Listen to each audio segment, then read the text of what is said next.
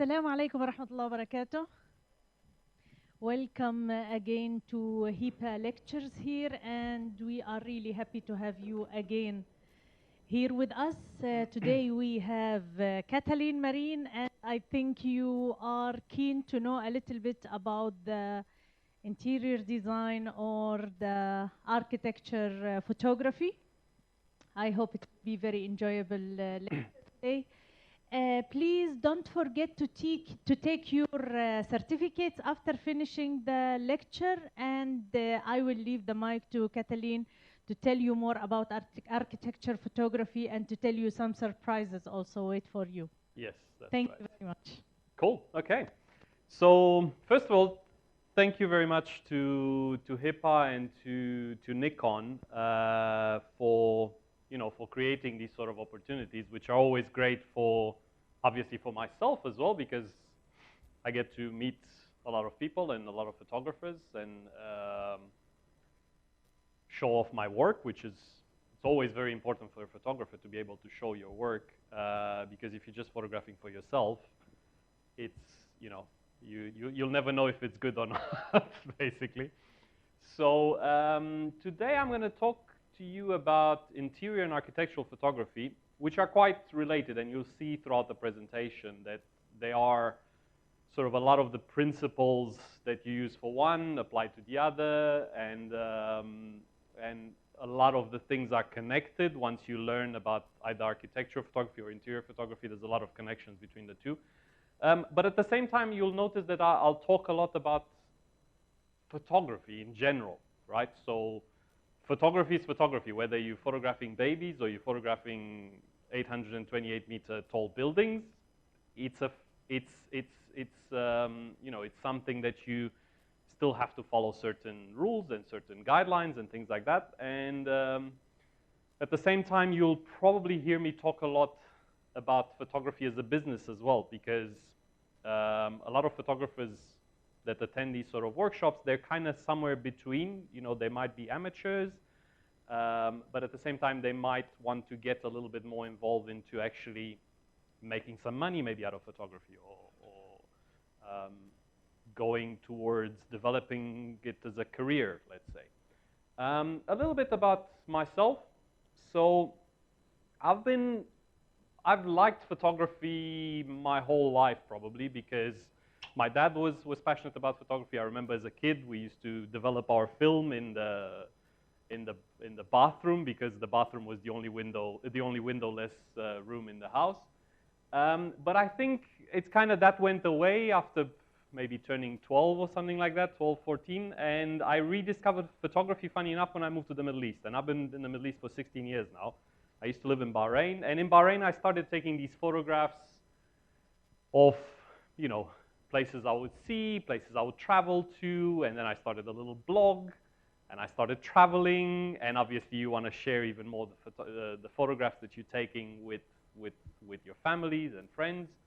And that's kind of how it developed for me. I literally just traveled and took photographs, and this is kind of my personal work. And I run a photography blog for the last 10 years now. It's turning in July. I've got probably like over 1,200 articles on the blog, so that's a lot of effort, right? So that's what we were talking just before, that becoming a photographer, it's not an instant thing. It's not I'm going to decide to become a photographer today, and the next year I'm just going to be this most famous photographer. It does require work. It does require developing an eye, developing your technical skills, learning to see different things, even if it's not commercial photography, right? All these images have certain, let's say, rules of photography in them, and I'll talk about that in a little bit. Now, as my photography developed a little bit, I started getting calls or emails from potential clients. Could you do this for us? Could you do this for us? And then you start slowly to do some photography for clients, right?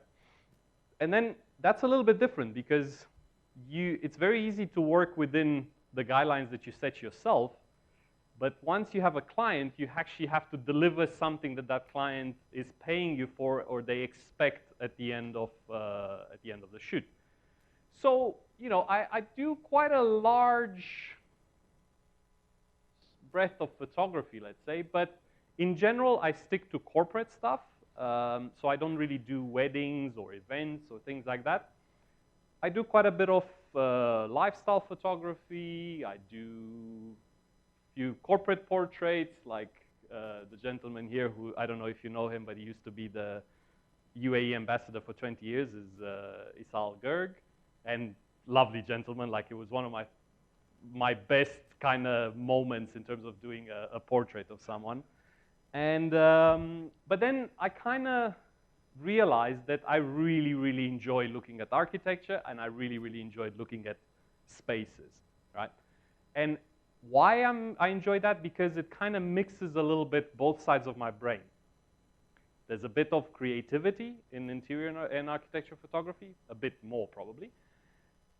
But at the same time, it's a very technical type of photography that does require for you to be fairly technically aware about what's happening in your cameras, what happens with light, how does light bounces around, how to solve reflections and things like that.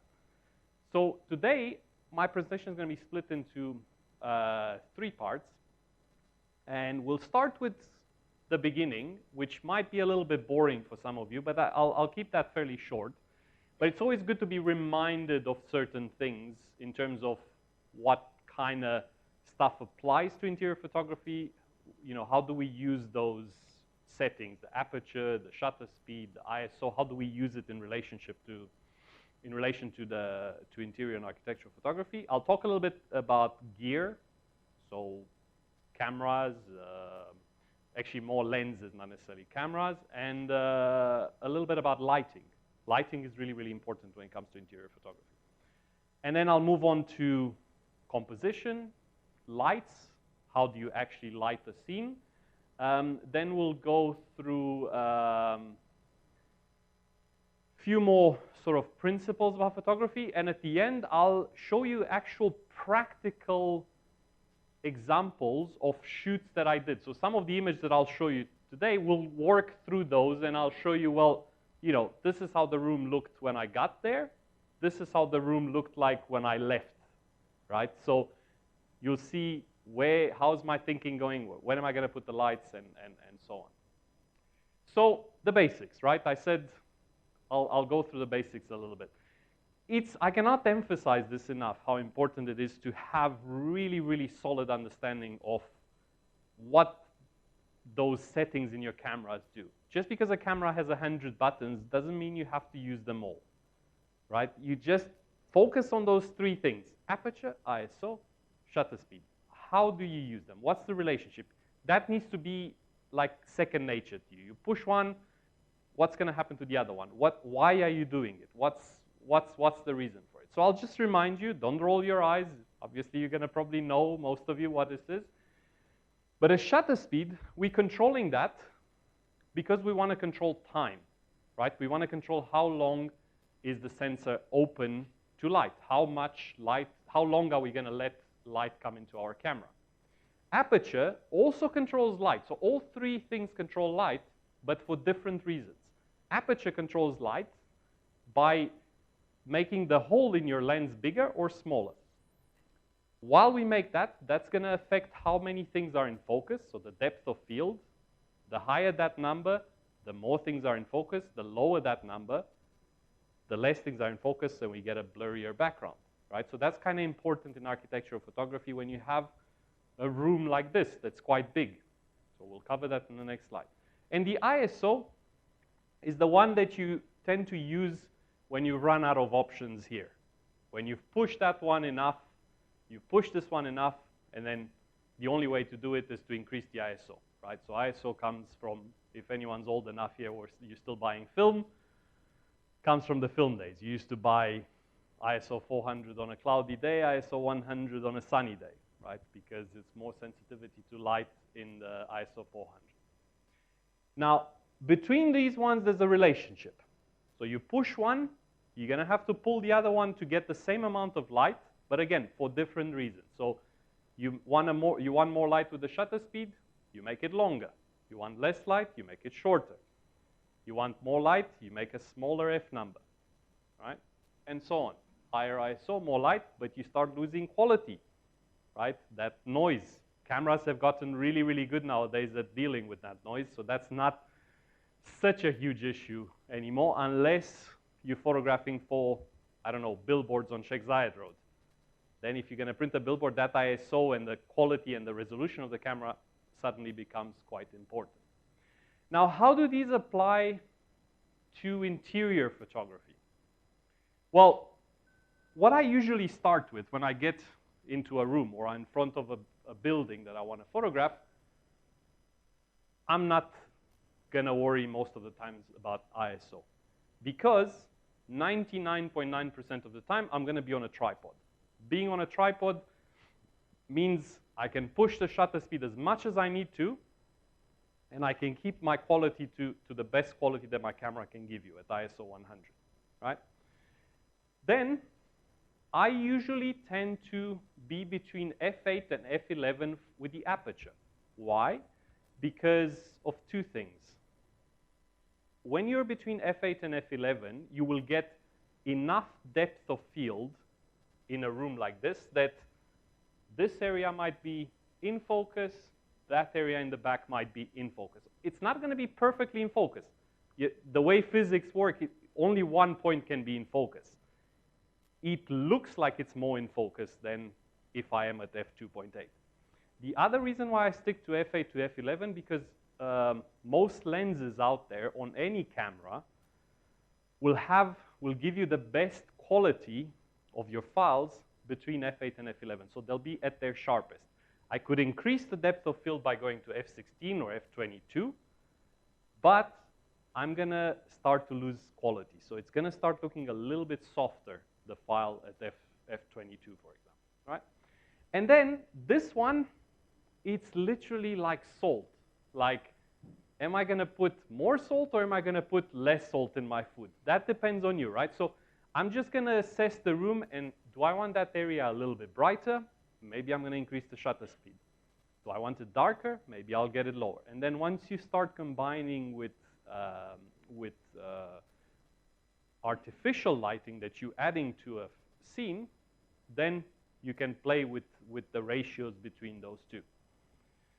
Now, in terms of cameras, in terms of lenses, most people at the beginning, including myself when I started doing interior photography in a serious fashion, I was using a normal wide-angle lens, right? So Nikon has a great 14-24, which you're probably aware of. It's part of the trinity that the Nikon has lenses. So 14-24, 24-70, 70-200. Very good lens, very sharp. But what happens with a 14-24 with a normal lens, you start getting distortions, right? So what you normally do with interior and architectural photography, the first thing you do, you put your tripod down and you level the camera. You level it horizontally, level it vertically, right? If you do that in a room like this, a normal lens will tend to show quite a bit of the ceiling, not enough of this. So your tendency will be, well, I'll put my tripod lower. But what happens with the perspective? I put my tripod lower. If I'm next to a restaurant table, for example, that goes from looking higher to one flat piece of the top table, right? That doesn't necessarily work because you're literally altering the height of the tripod. So this is where these lenses come into play, the tilt shift lenses, the perspective control lenses, right? With these lenses, you can basically level the camera horizontally and vertically, and you have these knobs on the side of the lens which allow you to shift the lens up and down. So it allows me, without moving the camera up and down, I just shift the lens. So basically the hole in the back of the lens is actually bigger than what your sensor can see. So it shows only certain parts of the frame to the sensor, right? It's difficult to explain how those work without you actually trying it. So what I would say, if you're interested, and I'll talk quite a bit, I'll show you examples and things like that. if you are interested in trying that, speak to the guys at Nikon or go rent one of the lenses, the tilt shift lenses, because it really pays off. You will see. I wouldn't recommend you buying this one straight away when you start, because they're very expensive and very specialized lenses, and they're all manual. So manual focus, manual aperture, even like the metering is very manual, so you can't rely too much on the metering from the camera. You're going to have to do that manually. So it is a bit more complicated to use, but there are advantages. In terms of lights, what I use, and I think this is the last boring frame from my presentation, again, at the beginning, you start with small flashes, right? You probably have an SB 900 or an SB 500 or 5000, whatever the number is nowadays. They're very good because they're small. You can hide them behind things here, right? If I photograph from there, I can hide it behind the chair. They're not very powerful, so they're very good for details, for applying light details to your scene. They give about 90 watts of maximum power, which unfortunately you start losing as soon as you put your camera to f8. Because strobe power, right? So how does the strobe work? It just goes like boom. It emits a very short burst of light. Now that burst of light is so short that it's not captured, it's not dependent at all on your shutter speed. I don't care if I have my shutter speed 10 seconds or 1,000th of a second, that light is always going to be the same in your camera when it flashes. It's always dependent on the hole in your lens, on the aperture. The bigger the hole, the more you're going to get from it. The smaller the hole, the less you're going to get from it. So unfortunately, when you're getting at f8, the hole is already quite small in your lens, which means you're going to get probably about half the power at f8. So you're only going to get like 45 watts or something. Not very powerful to light a whole room like this. So then you go to the next level. You buy something like this. I use Elinchromes, for example. I use the Elinchrome Ranger, which is 1,200 watts. So all of a sudden, it's like more than 10 times the light that I get from a small flash. Clearly, those are not very good for details, right? I can't light just a chair with the light like that. When I flash that thing, it's just like a nuclear explosion. It just goes like everywhere in the room. Very good for main light. And then I use these ones as little details in the scene. That's also dependent completely on the aperture because it functions the same way. It just emits a short burst of light. Continuous lights, nowadays people start to use more and more LED lights as continuous lights. I still use these ones purely because I've invested money in them and they still work for me the way they are, but LEDs are becoming more and more prominent. These are basically the ones I have. They're ARIs, and I have a couple of 150 watts, a couple of 350 watts, and one 650 watt. Now the 650 watts, I think I used it 2 times in my entire 5 years since I had them, purely because it just is too much. But 150s, they're also called, in the States in particular, they're called Inkies. And they're perfect for little details because it's literally like you put a little lamp into your scene, right? So if you think of a hotel lamp, for example, sometimes that one doesn't really come through properly into the photograph. I put one of these ones just to brighten it up a little bit, add a little bit of light to it.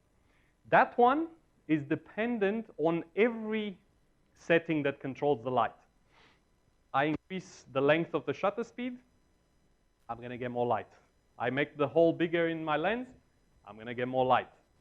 I increase the ISO, I'm going to get more light. It's just like a lamp in your scene, right? So that's kind of the different lights that you get. So that's the basics, right? Now the theory, and that's where all the details kind of have to come through. I'll split it into a couple of different sections, let's say. First section, composition, right? And obviously, some of these rules from the composition kind of apply to pretty much any type of photography out there. They might apply to sports photography or to wedding photography as well. It's composition. You need to have a solid understanding of composition. But in interiors, there's a few that need to be explained a little bit. So you might have heard this before when you've, I don't know, read about photography or something. You might have heard about creating path for your eyes, right? The way we look at photographs, we need to kind of drive our audience through the photograph somehow. And how do you do that? Well, you usually do it through composition and through how you light the scene. Which one is brighter, which one is darker. In this example, in general, when you photograph an interior space, you want to leave a little bit of an entrance into the shot. Because the problem is if you block everything with chairs or tables at the bottom of the frame in the foreground, you kind of go like, I can't really get into the scene. It's not, it doesn't breathe. It doesn't allow me to, you know, to do, to look properly through that scene. Also, the way you're creating a path is you're putting more light the further you go from the camera. Why? Because things become smaller and smaller the further they are, so you need to draw your audience's attention to them by making them brighter than they might appear in reality, right? So that's usually a good idea of moving your audience through the scene. Same thing applies in architectural photography, right?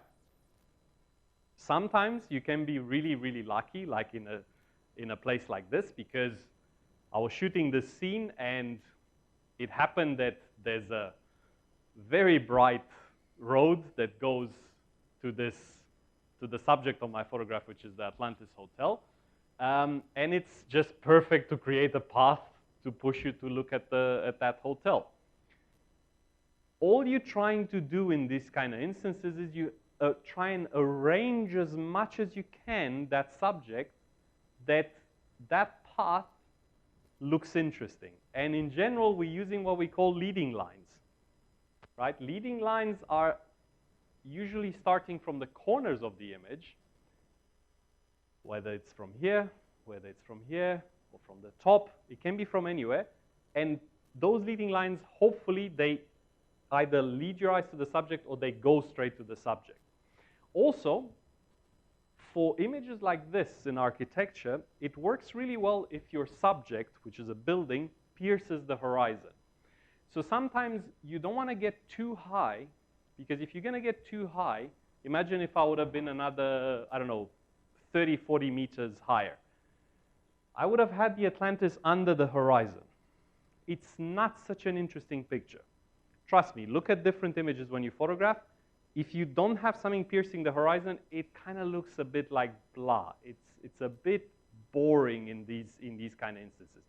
That just creates a little bit of attention. And in general, with photography, that's kind of what you want to do. You want to create a little bit of tension with your composition.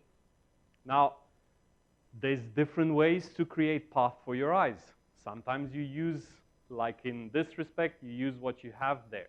Sometimes you just arrange yourself trying to find paths to go to your subject. Now, in this particular instance, my subject was this building in the IFC, which was the first building being bought by an outside entity, right? I was working for a client, and they had just bought this building, and I needed to photograph it. It's a bit difficult because if you've been in the IFC, all these buildings that are around the gate, they kind of look the same.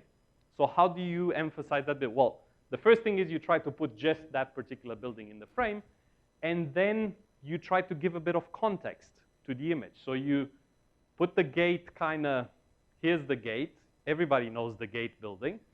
And then you try to have these kind of lines going, again, to your main subject. So that's the thinking that goes in the back of my mind when I look at at these sort of subjects, let's say, or images. Now, another very important thing when in photography in general, and particularly in interior photography, is depth. If you think about it, photography is basically a two-dimensional representation of a three-dimensional space. And that can be really difficult sometimes to give that feeling that it is a 3D space, that there's a depth to it, there's the size of it, or whatever.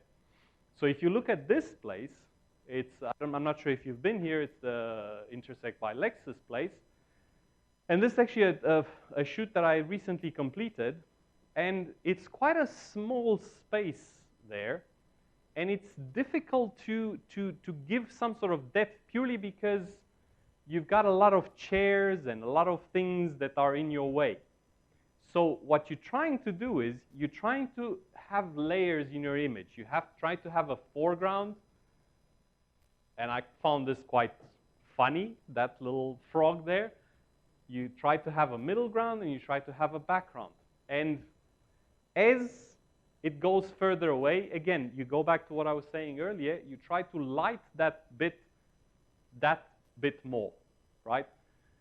How did that happen? Well, we had a screen here, so I was trying to wait for something brighter to happen there because there was no way that I could hide some lights in there because the space is so reflective that if I would have hidden lights there, I would have had trouble trying to hide them and not show them in the image.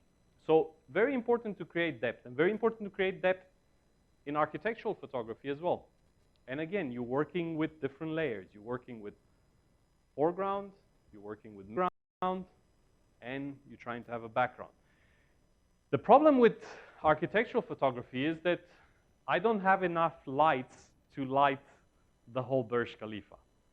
It's a little bit difficult to do that, right?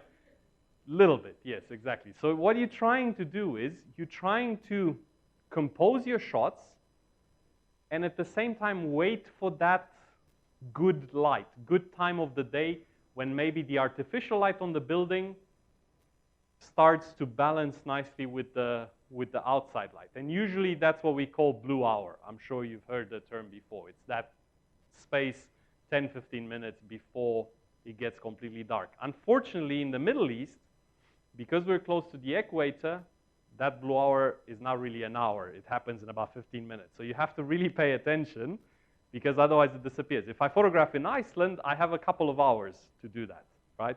Because it's really high up in the north and you can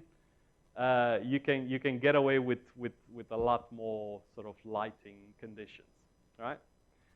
At the same time, you're not only looking at using one principle of photography. Again, I have leading lines that are pointing my eyes towards that subject. I have the rule of thirds. How many of you know the rule of thirds? Okay, that's confident. Everybody knows, so that's good. So the rule of thirds is you split the image into three, right? Horizontally and vertically, and then you try to put the subject on one of those lines. Our eyes really, really like that sort of approach. It doesn't mean that you always have to use the rule of thirds. You have to know the rules in order to break them, right? So it's a good starting point if you're a beginner. You can break them by using symmetry, right? So if I use symmetry, things change a little bit. Because one of the biggest mistakes that photographers at the beginning do is trying to go for some sort of symmetry and get it wrong by like 1 or 2 degrees. There's nothing worse in interior and architectural photography than to go like, I'm going to be straight onto this wall, but you're just slightly 1 degree to the left or 1 degree to the right. Being straight onto a wall means you're doing a one-point composition, right? A one-point composition is you basically have just a line in front of you, a wall or whatever that might be. So that's a one-point composition. This is a two-point composition. You've got this and you've got that. And usually it hovers around 45 degrees, right, to a corner, or sorry, to a wall. Now, when you're going for symmetry, you really have to go for symmetry. I was photographing this for the Alain group in Abu Dhabi, and you know, if I place this guy in the middle, I have to have that space between his shoulders the same. Because if I put them slightly to the left or slightly to the right, it looks like a mistake.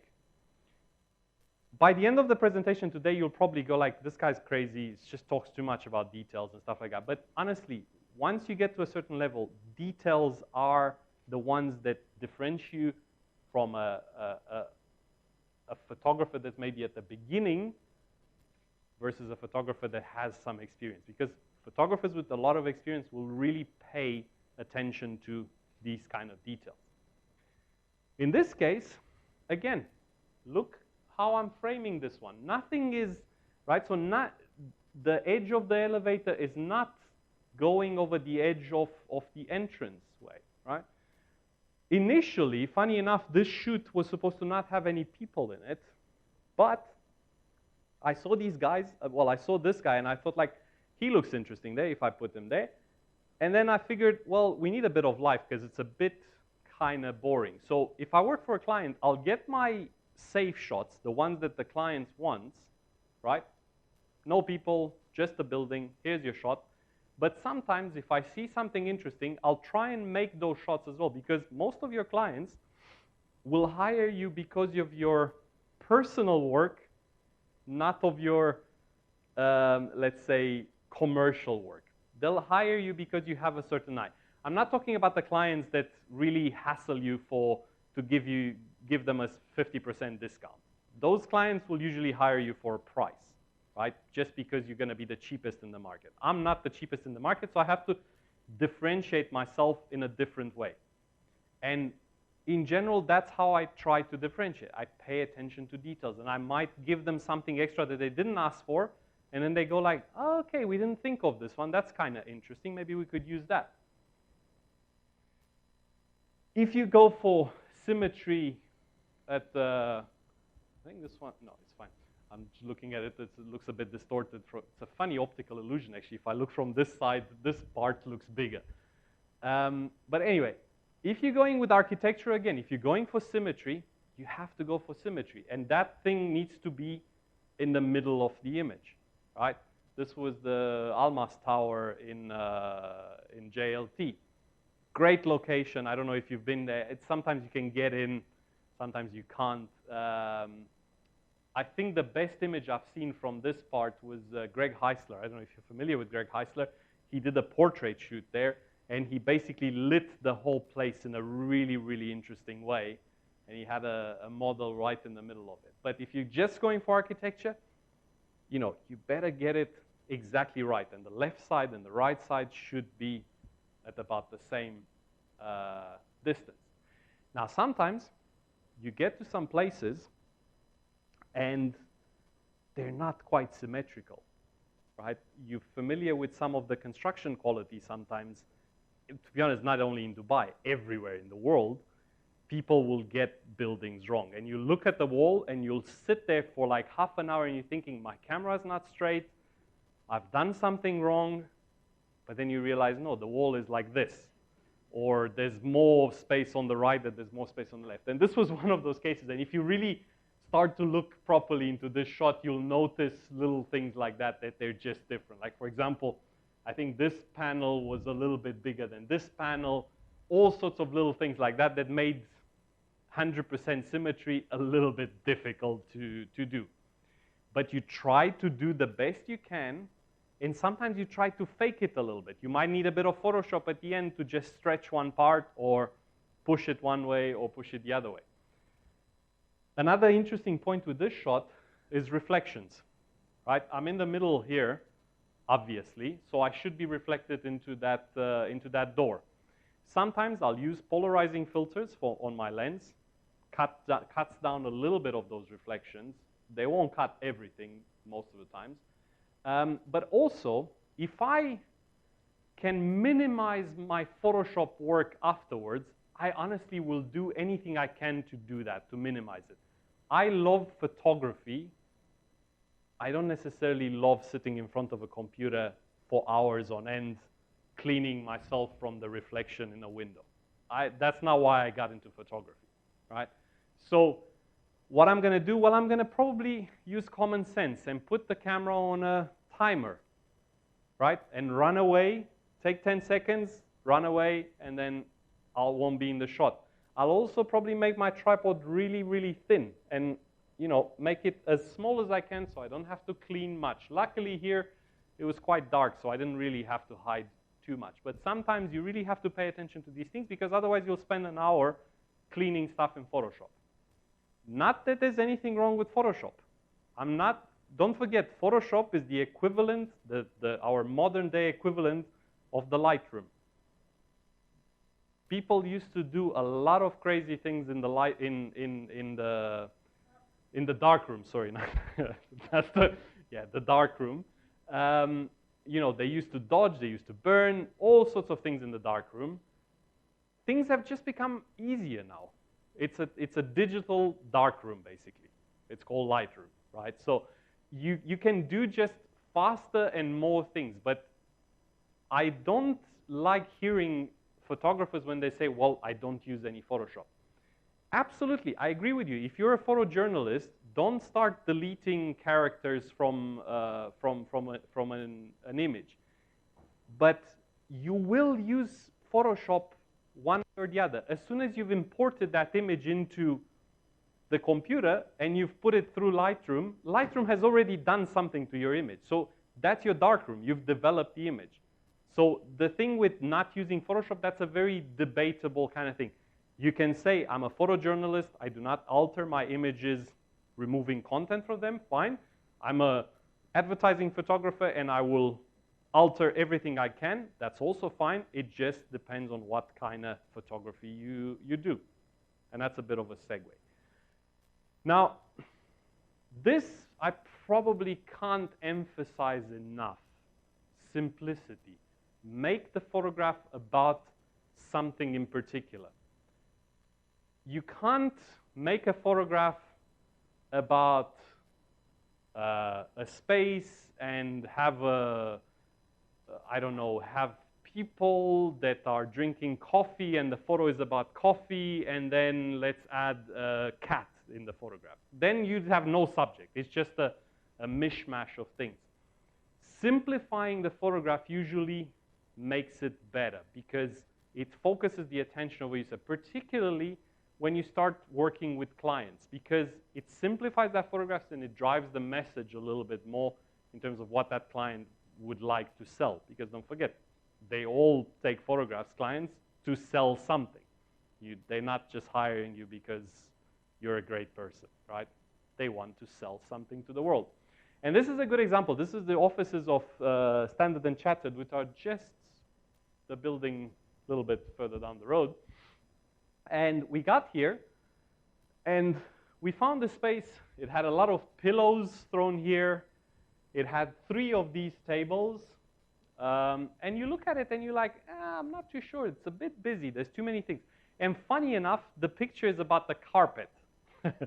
So it's a bit of a tough one. I was photographing with this large multinational that they do very funky spaces created with carpet. So they'll have like a particular carpet for a particular area of the business, and you know, instead of having cubicles, they use the carpets to define areas in an office. And the idea behind the shoot was not to photograph details of the carpet. They don't care about that. They can do product photography for that. They want to see spaces where their carpet might be featured. And unfortunately, this wasn't the most exciting carpet. They have some really cool looking carpet. So what I'm trying to do is I'm trying to minimize the distractions. I've removed all the pillows from the shot. I've removed 2 of these tables just to kind of clear up the space a little bit. I've left one mistake in this image. I cleaned it up afterwards, but I left it there just so you can see it. If you look here, there's a bit of a shadow on the edge here. That was a pillow I forgot to remove. And that's because we were hurrying a lot, and this one I wasn't shooting tethered to my laptop. I was just shooting with the camera because we didn't have enough time. They didn't allow us in the building enough. That's why I would say shoot tethered to your laptop if you're going to shoot particularly interiors, but even architecture. Because you can't, in a screen like this on a camera, you can't see all the details. It's so easy to miss these little things. Obviously, that was very easy to clean up in Photoshop afterwards, but I have done mistakes actually 2 months ago recently on a shoot. I changed lenses during the shoot. And it was an apartment, and I put my lens next to the bookshelf in front of this really complicated pattern of books. And I took the final shot with the lens in the shot, and I spent an hour removing the lens from the shot afterwards. Super, super annoying just because I didn't pay attention for a little bit, right?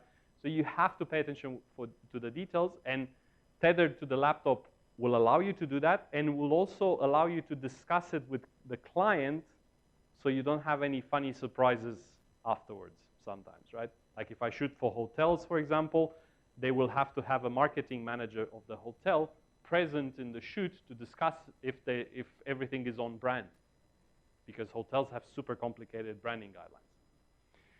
The same thing applies to photographing architecture, simplicity. If you have a beautiful building in front of you, don't try to make the shot too complicated, because you're distracting from the main focus, right? This is the exhibition center in Baku in Azerbaijan. Is designed by the late Zaha Hadid, right? Gorgeous building, absolutely gorgeous building. And it's just, you know, the building speaks for itself. You don't need to add anything to it. You don't need to have people necessarily or anything like that, although even people work in this sort of shot. But you're trying again to use things that you have in the back of your mind. Leading lines, rule of thirds, and I went 3 days in a row to photograph it until I got some interesting weather as well, because it really worked with a bit of stormy clouds and kind of, it gives it a little bit of drama and a little bit of mood. But again, simplifying really works really, really well. It's a good idea. Rather remove furniture from an interior space than add furniture. 9 times out of 10, it works better to remove stuff. Same thing here. Sometimes, if you go for shooting architecture, don't think of architectural photography just as, let's say, just photographing a building in its entirety. Sometimes you have some sort of architectural details that you might want to photograph. And this is a building I photographed in Mexico City. It belongs to, I can't remember the name of the guy, but it's the richest man in the world, or at least it used to be, the telco guy, I think, from Mexico. And he built himself a museum because he has so much artwork that he needed to house it somewhere. And it's a 6-story museum with Picassos, with Rodins, with all, like any major artist you can think of, it's in that museum. And the architecture was really, really gorgeous outside, and you can really focus on certain details on the roof and on the building. And we have a lot of that here, for example. A lot of the buildings in Dubai, if you really pay attention, you really walk around the buildings, you'll find very, very interesting details that you can photograph. And if you want to build a portfolio as an architectural photographer, you're going to need these sort of shots as well. Once you start dealing with bigger clients, with clients that understand architectural photography, you're going to want to build some sort of details like this as well, because they work. Now, one thing that people forget a lot of the times is they go to a space, they put their tripod down, put the camera on the tripod is 0 eye level because that's the most comfortable thing, and they take the shot. And that doesn't always work, because not all spaces are to be seen from this level, right? If you think about it, think of your favorite coffee shop where you go to have a coffee in the weekend and you relax with your friends. Most likely that place won't involve a very uncomfortable chair where you kind of sitting in a weird, or standing in a weird way. It usually involves a very comfortable armchair that you can relax, And where is that? Well, it's at this level. It's not here. So in general, you want to see what that space is used for. Discuss it with the client as well. What do they want to highlight? What do they want to showcase in that particular space? And then adjust the height of your camera to that. And in general, it's a good idea for you to not put the camera straight away on a tripod. If you do that, I find, I used to do that at the beginning. I find that it kind of, it holds you too much in one spot because it's kind of difficult. You move the tripod and then I have to put it again. Walk around with the camera around the space and figure out a couple of interesting angles, maybe a bit lower, maybe a bit higher. And once you have a couple of things, and usually that should be done during the recce for the space, once you have that figured out, then put your tripod down at the height that you think that would work and go from there. It's a good idea to walk around the space. Well, with cameras, it's always, if you're doing a particular project, it's always good to just have a couple of hours of recceing, just figuring out where the best things are in that particular space, right? And in this one, it's the Microsoft offices I photographed in Abu Dhabi. And it was a kind of a cool breakout space. And it wasn't a boardroom, so it wasn't like really official meetings taking place there. People would go more for a casual discussion, have a coffee maybe. And that's why I wasn't really looking for going high up here. I just got down a little bit more at the levels of the armchairs. But once you go lower, you have to start paying attention to certain details. It's the stuff that I was mentioning at the beginning. If you have a table, you still want to be high enough that you can see the top of the table, right? If I go too low, table becomes very, very thin. Same thing here. I still want to be high enough that I can see over the arm of the chair. Then you start paying attention to even more details. Look at this. This is white, right? This, because it gets light from there, kind of goes into white as well, the edge of the table. If I put this over this, it's going to blend. And it's just going to be a white mess.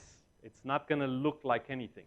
So I put my camera at the exact height that I have a bit of separation between those two elements. That allows me to go, that's a table, that's a cupboard. They are two separate things. They're not mixing together, right? Again, I've arranged this thing on the table. Although it kind of looks like it's in the middle of the table, in general, things on top of the table, I fake them. And they will be either closer to the camera or further away from the camera in a place that looks like it's in the middle in the photograph, but probably won't be in the middle. Sometimes, for example, if I'm shooting a restaurant, for example, and I will be very close to a table that has, let's say, some plates on it, right? What happens if that's right in the corner? It stretches. It really, really distorts. What we'll do sometimes, I'll get the assistant to put something under the plate, and instead of having the plate straight up, it will be kind of faking it to counteract the distortion that comes from the lens. And that will make the cup looking a little bit more natural than you would do just by photographing without doing anything. The other discussion that could be had on this photograph is reflections, right? So I was okay, you know, this wasn't a very valuable artwork or whatever. It was just a poster in an office. So I didn't really care that much about it. So I was okay with having the reflections in there. I will show you one of the examples in the practical part where I was photographing a $200,000 art piece on a wall in an apartment. I really needed to show that one properly, because otherwise the client would have been, why aren't you showing it was a Damien Hirst, actually. I'll talk about that when we get there. How would I solve this, the reflections? Very simple. Same principle as the plate. You start putting some stuff under the frame. Maybe I put a little piece of tape or a little piece of wood that pushes. So instead of being parallel to the wall, it might be slightly like this. And you'll be amazed just 1 degree of difference will make to the reflections. I'll probably lose completely the reflections, and you won't even be able to tell that there's anything under there. Because if I don't tell you about it, you'll never look at that sort of detail. Same thing happens when you're shooting portraits, for example. If you shot portraits, have you had reflection in your glasses? That's like sometimes people won't buy the non-reflective glasses, so you'll do a portrait and there's like your lights are massive in the glasses. You know what they do in films? They raise the glasses from here, from the ear. They just put it slightly higher up, so they kind of go down a little bit. You cannot tell that because you'll never look for that sort of detail, but it will remove all the reflections, right? So the same thing here. If it would be a reflection from the ceiling, I would put something under it and point it slightly up. So that's a good trick when you're shooting these sort of spaces. Works for architecture as well, adjusting your height. I just shot this not even 2 weeks ago, a week ago, for a client in Al-Ain. If you're familiar with the Al-Ain Club Stadium, there's kind of an interesting development going on there, and we had access everywhere on the roof and everything. And this is a very interesting case study for height, because if I would go higher, there would be some crappy details coming up from the roof, right? Like you have satellite dishes, you have all sorts of things. If I would go lower, I cut too much of the stadium away, right? So it's that sweet spot of where does my composition work the best. And this is where those tilt shift lenses come into play, because look how straight everything is, right? Vertically. All my lines here are straight. That's because of tilt shift. If I would do that with another lens, it would look a little bit like this, a little bit like that. I can stretch it in Photoshop, but I might lose a bit of quality. The same thing applies when you photographing tall buildings like Burj Khalifa, right? That's a tall building, and if you're at the bottom of the building, you're going to run into trouble looking up. Things are going to get distorted. It's not easy. You need to go a bit higher if you have the access. And in general, with buildings, the best shot for a building is if you can get about halfway up in front of the building, right? So you can't really do that with the Burj Khalifa because it's too tall and there's no 400 and whatever 10-meter buildings around, or at least there's not too many with a great view. I was on the top of the Sofitel here, and actually this view doesn't exist anymore. Because they just built a couple of buildings right in front of Sofitel. And then it's a matter of making sure you keep everything straight. And sometimes with a building this tall, it's really difficult to figure out how to keep it straight. Because it's there's a bit of an optical illusion going on if you're not like 100% onto the edge of the building, right? Because it's designed like the flowers. So if you're not, and you're slightly off, because that's where the location is, then it's going to be very difficult to keep the building straight. But you start looking at these ones. Are these lines parallel to this edge? Are these lines parallel to this edge? And that's how you figure out that your verticals are straight. I was photographing this with a tilt shift, so that helped me a lot in that respect. Now, let's see how we're doing with time. Yeah, we're doing well. Any questions so far? Like if you have any questions, I'm happy, so we don't have to remember too many images from before. Anyone has anything that's not clear yet in terms of what I said? Okay, great. Everybody's 100% understood everything. That's always good. So, what happens with architecture photography sometimes, again talking about photographing details, is you're going to miss certain things just because you're always looking in front of you. This was shot also on the roof of one of the buildings in the business bay, and it's got a gorgeous view of the downtown area. It's got a gorgeous view of the business area and the Burj Khalifa and so on. And I went there, I think, 3 times until I noticed this detail, because you're so focused on photographing the view that you forget about architectural details. But I found this, when I saw it, I found it so interesting as a detail. To me, it looks like a bit like Tetris, like pieces falling into place. And again, if you're doing architectural photography, you need these kind of shots in your portfolio as well. You can't just show building and building and building and building because that looks boring. Once you figure out how to photograph a building, it's pretty straightforward to photograph a building. These shots take longer to do than photographing a whole building. And that applies to interior photography as well. Details in interior photography take usually longer because you really have to be very precise about composition and how everything looks like, right? So look up, look around you, look behind, see what's happening as you walk. Same thing here. This is the Al Ain Tower in Abu Dhabi. And you just literally, it's got the skeleton around the building. And the building is, I don't know if you know it, it's that wavy building on the, just behind the Corniche in Abu Dhabi. But you really don't see this one unless you go right next to the building and you go like this. And it's a really interesting detail, right? And there's not just this shot that can be made there. There's a lot of different shots. You could shoot looking that way. There's all sorts of angles that happen. And you can definitely get a couple of shots. Like I was shooting this For Al Ain group, which has the tower. And I actually gave them, I think, 3 different shots from this kind of skeleton because it was a really, really interesting space. And I was very happy to do that for myself as well. And you know, you can overexpose it a little bit, kind of disappears into white. You can maybe underexpose it.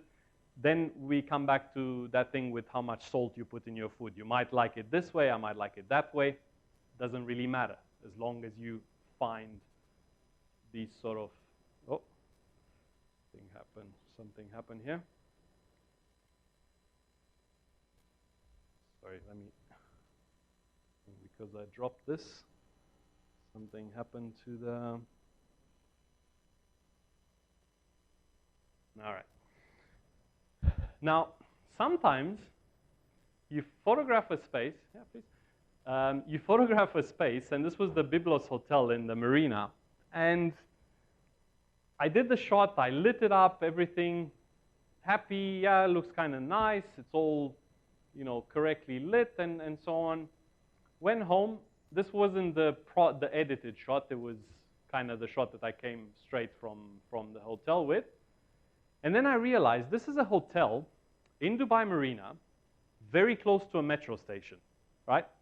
Now, hotels love to sell that kind of fact, that they are next to a metro station because it's very good for tourism. Buildings love that. Everybody loves the fact that you have access to public transport. However, if you're photographing a hotel and you're a tourist, you will not necessarily know that that's a metro station, right? It could be anything. To be honest with you, you're really not going to figure out that there's a metro station there. So I went home, and it's such a silly detail, but I didn't think about it that I could show the metro train in the shot. It's a bit particular, the detail, and some people might roll their eyes and go like, oh, come on, like they'll figure out it's a metro, they'll say it. I actually went back to my client the next day, and I said, do you mind if I just come in for another 45 minutes? I know exactly where the shot is, I know how I lit it, I'm just going to wait for a metro train to go past the thing. Now, not only that makes me happy as well because I'm paying attention to details, but it makes your client happy because they might not necessarily think about this initially and they might not care about that particular detail, but when you go to them and you go like, I'm okay to go there for another 45 minutes because I didn't think of this, they think that you're really paying attention to details, that you're giving them good customer service as well, because don't forget, ultimately, again, you're running a business, whether it's photography or, I don't know, airline, you're still running a business, right? So they were very, very happy that I went back to them and pointed this out and gave them this shot with the metro station. And I really like the fact that the metro is blue and it matched with, right, with the room that's blue, so there's a visual kind of element going on there as well. In these kind of situations, details become so important because it can be really messy if you get to a place like this, which is the beach development there, the mall in JBR, it's beautiful architecture, but it can be very messy because it's a day-to-day usage. It's a, you know, people go there to that space, they use it, it's not necessarily done for your photography. So you have to start paying attention to details, and because, like I said, you only have about 15 minutes to catch this kind of gorgeous sky, you have to figure out the shot before that whole thing happens. So if you can do a recce the evening before, figure out where the strong lights are, what are the potential problems, the final shot is going to be a lot better purely because of that. And in this particular case, we saw the shot, we figured out the day before, and we also saw this, the shop on the left side there, very, very strong lights in that shop. So I can't really light the whole scene in order to bring that down. It's going to be too much. I can't do that. There's too many people there. It's just not going to work. So in this case, I used what we call a graduated neutral density filter, right? So a neutral density filter is the bit that you put in front of your lens, like you put car tint windows tint on your car windows, to cut down the amount of light that comes into the camera. A graduated one will be stronger, let's say, on the left and nothing on the right. So I can then slide that glass in front of my lens, cut by 2-3 stops the light on the left side, and have enough then to showcase this part. And then when you're putting your composition together, you start paying attention to details like this. Look how nicely this blends into this. It's like Lego pieces, right? I'm not overlapping. If I'm a little bit higher, that bit is going to be different than that bit, the size of it. If I'm a little bit to the left, it's going to overlap, right? Look here. No lights are overlapping with each other. That's not by mistake. The restaurant didn't go like, we're going to really look tonight to not have lights overlapping. No, they don't care about that. They just want to sell food. But when you go there, you start, you know, myself and my assistant, we just move around, lights, okay, how does it look? We go again to the camera, we take another shot, how does it look now, and so on. So there's a lot of detail that goes into these sort of shots. And this photograph was actually made to showcase the lighting of the place. I was working with a company that designed the lighting for the beach development, right? So that's why it's important to capture it at that time of the day. And these sort of shoots can take days because they have to be split. You only have 15 minutes in the morning, 15 minutes in the evening. 15 minutes in the morning, so you do half days maybe, total with the recce, and then you just shoot for like 10 days maybe just getting those shots. And really, to capture a good shot at that time of the day, you probably can do 1 a day. Maybe 2 if you've done a really good recce and you can figure out your angles beforehand. But in general, in this part of the world, you really don't have much time to work too much on that. Now that's kind of composition, right? And you're probably bored already about like me talking too much about details. So hopefully the lighting will get away a little bit from that, but at the same time, even the lighting, you have to really pay attention to details. So if you look at this image, I said to you that hotels can be really difficult to shoot, purely because they have very large branding guidelines. Sometimes they have requirements that are a bit silly. And this was a perfect example of a really silly requirement. So first of all, they delayed the shoot until it was summer. Now, shooting summer where you need to showcase the outside, we all live here. We know how summer looks here. It's not very interesting from a photographic point of view, right? So I get the brief from the hotel, and the guy goes like, yeah, you know, this is a nice bathroom that we have, but you know, the room is kind of nice, and we would like to showcase that the room has a balcony, and ideally, if you can see from the balcony that there's a sea. And you look at him and it's like, really? And what else? Like, you want camels or dolphins in the sea, or, you know, I mean, and this is a real request, and you get these very, very often from clients because they don't think what the level of work is involved in these sort of shots. So unfortunately, as you can see from the balcony, it's not a great day. When we were shooting this one, it wasn't a very good day outside. But I did manage to show horizon at least, right? Now, how do you do that? In terms of lighting, when you look at the scene, you always start with the light you cannot control. What is the light I can't control here? Sunlight, outside. I cannot control that. I can control it by coming later or earlier in the day, but I can't control while I'm there. So usually I will have a recce and look at where that room is pointing. Does it point to east? Does it point to west? And then figure out if I should shoot it in the morning or in the afternoon. So I start with that. And as I said to you, I put the camera, figure out my composition, put it on a tripod, ISO 100, because I don't care about the ISO. I put f8, let's say. What is going to be the shutter speed? Well, the shutter speed is going to be the shutter speed that's going to work for this area to get as much detail as I can from that area.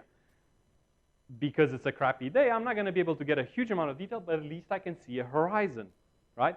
So let's say that's, I don't know, a 40th of a second, whatever it is. In general, once you expose for the outside, all of this becomes dark, right? Not so much in this case because there were two very strong lights into the bathroom in the frame, but the bedroom definitely becomes very dark. Behind the window, behind the door here, the bathtub becomes very dark. So you have to start lighting in layers.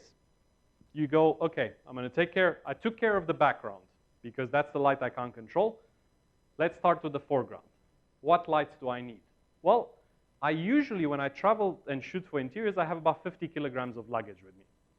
I travel with lights. I travel with light bulbs, different light bulbs, because sometimes you need to replace stronger or lighter light bulbs, depends, right?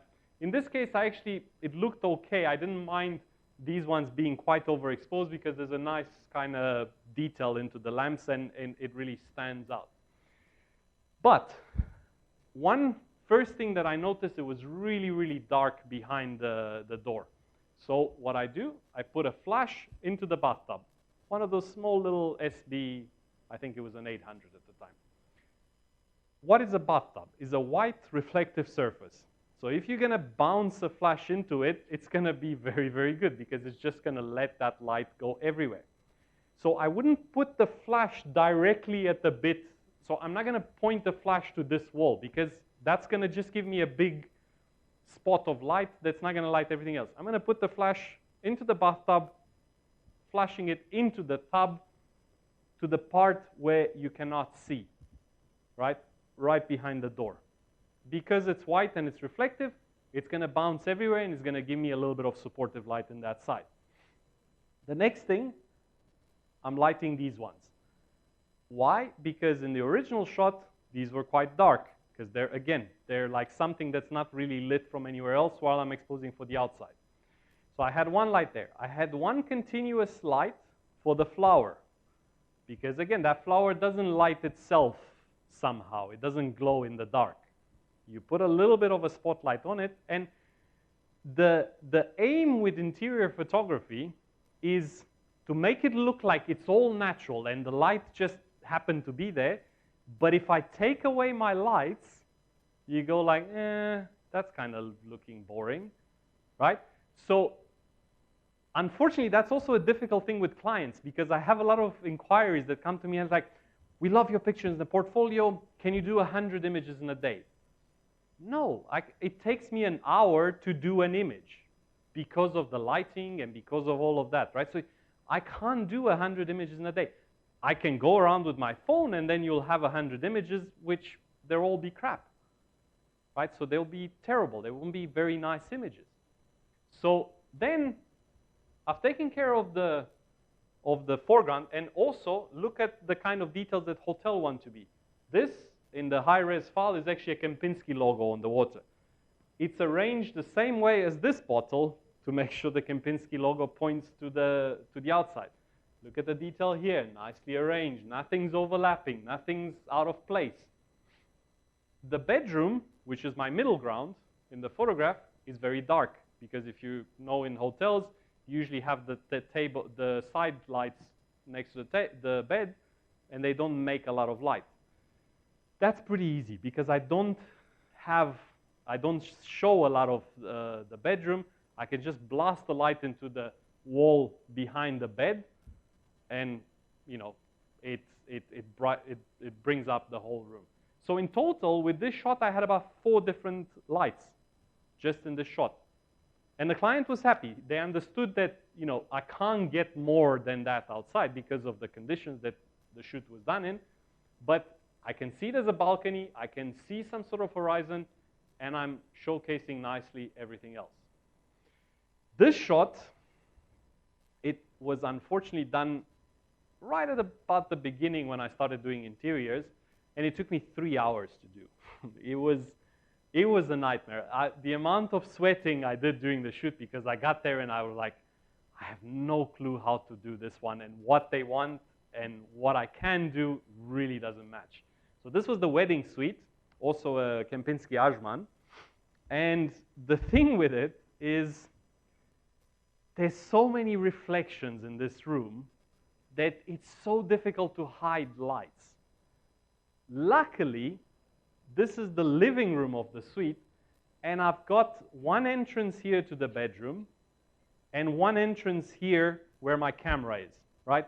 So luckily, I could put the camera in one place and put the main light hidden from here and coming into the main room. Now, the problem is, okay, you light that part, but this light is not lighting this part properly. It's not strong enough. If you make it too strong, it's going to look too strong here. So you kind of have to balance it.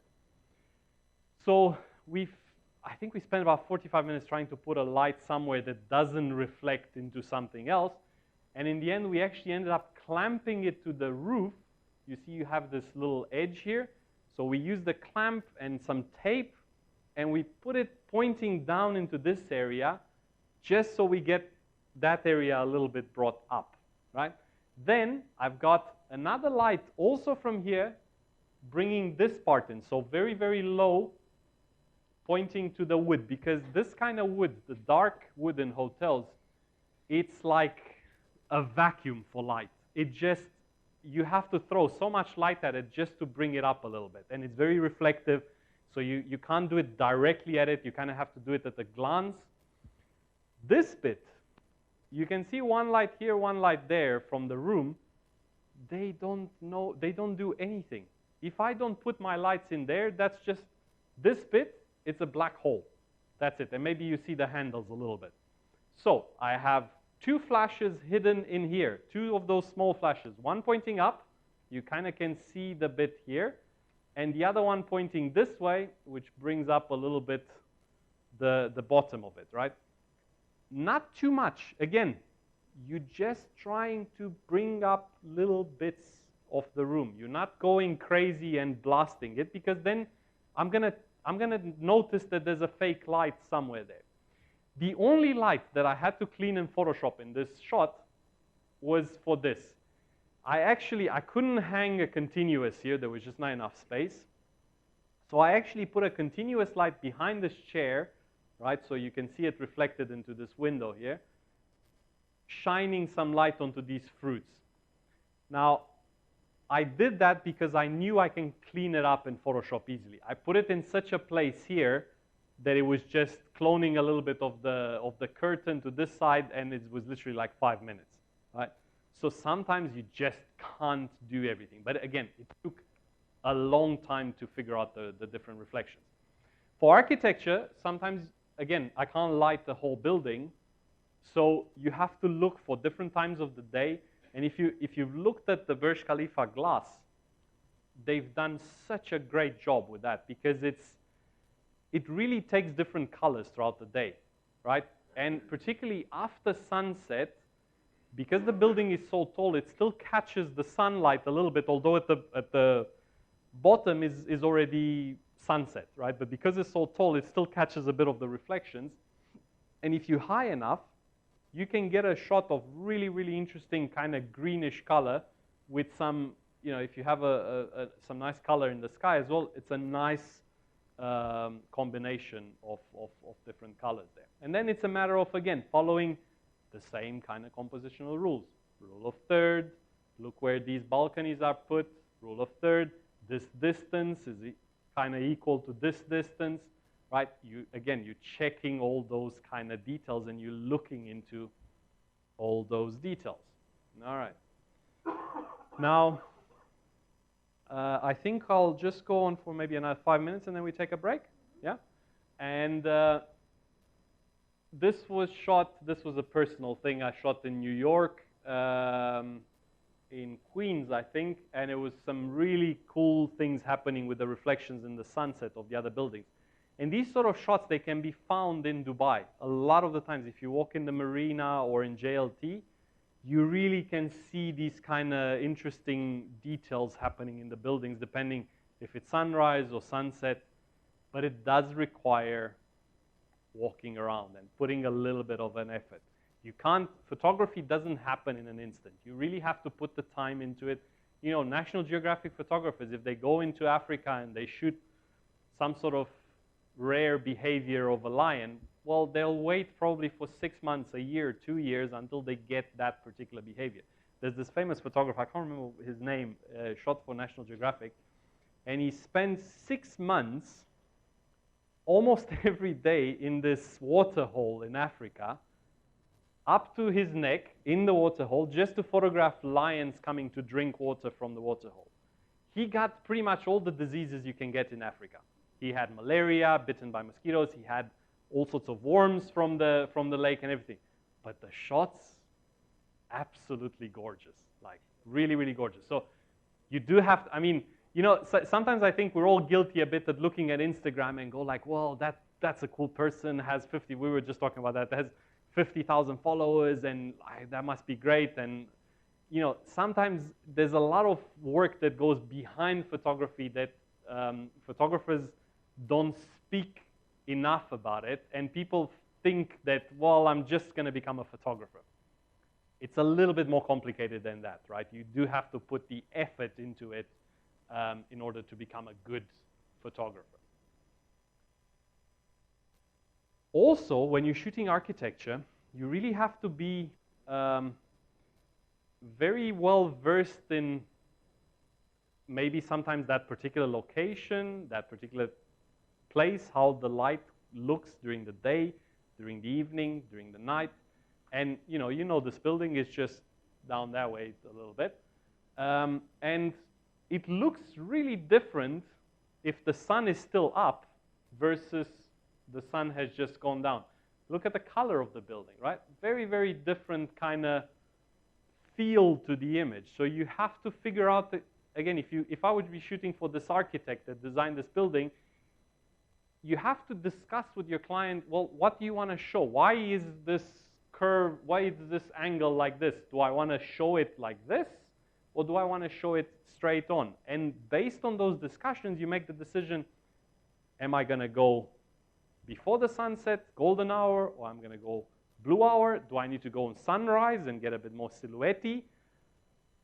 There's so many decisions that you have to make when you discuss these sort of things with the client. Let's see, what frame is this? Okay, I'll save the white balance. Let's take because this is a bit more, this gets a little bit more advanced. So I'll save this one. Let's have a break. How long? 10 minutes. 10 minutes, yeah. And for the gym, there is a prayer room, the ground floor, and for the ladies, there is a prayer room here next to the reception. And again, if you have questions or anything like that, I'm here. We'll have a bit at the end as well with questions.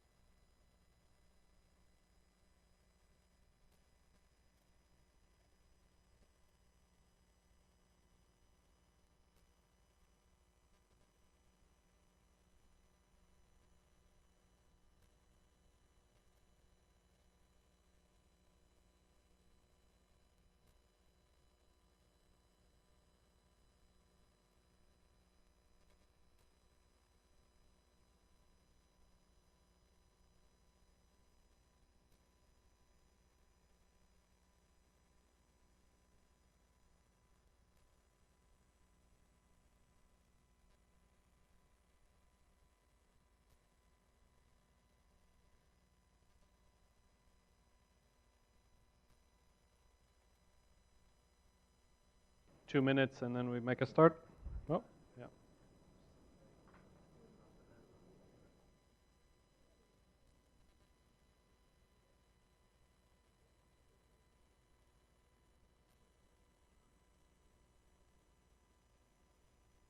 Any questions from any of you that are here? Anything in particular that I've talked so far about? No?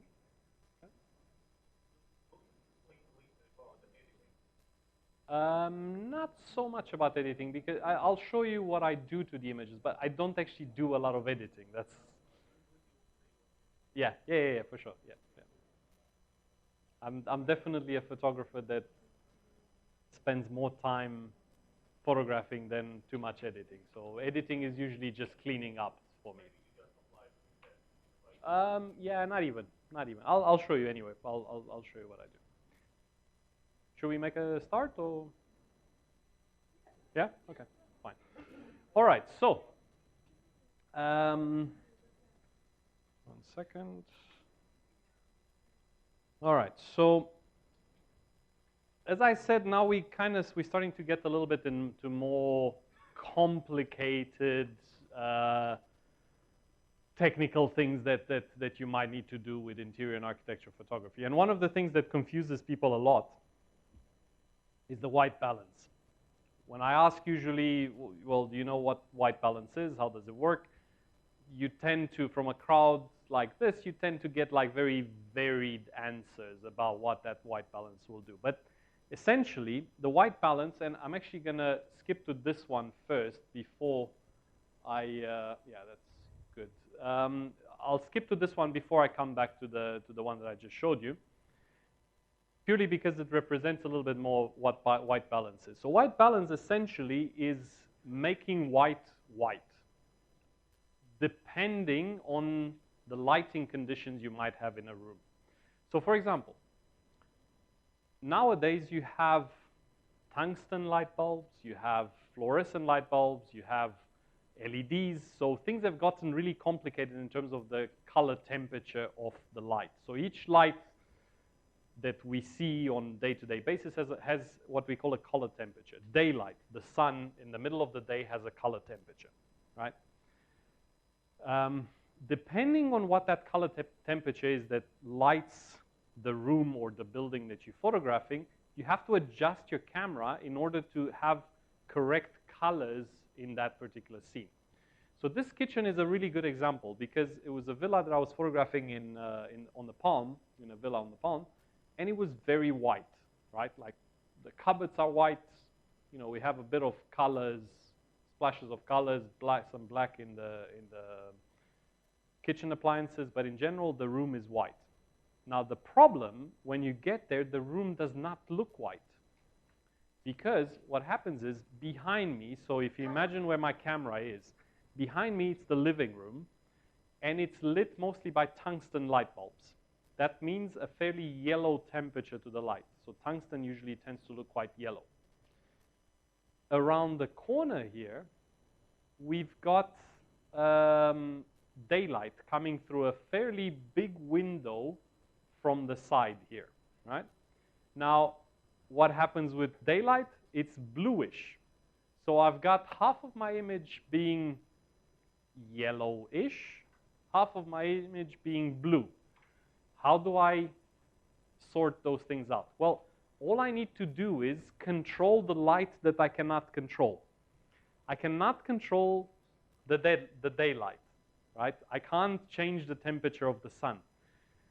So what I do is I actually block completely that window. In all my luggage, I always have some sort of big, you know, cloth, like a black cloth. I have a white cloth as well with me. I tape that cloth to the window, and now I have darkness on this side. And I replace the sunlight with my own light, right? So I put a big light hiding behind the corner there and get the power similarly to what was coming from the window. However, I'm thinking that behind me, there's tungsten light bulbs coming from the living room. So my light needs to match the temperature of those lights from the living room. So I put what we call a CTO gel color temperature orange on my light, which essentially makes my daylight balanced light, turns it into tungsten balanced light. So now my entire scene is lit by tungsten light. I switch my camera white balance to tungsten, and all of a sudden the white is actually white and the colors are accurate. This is a fairly straightforward example.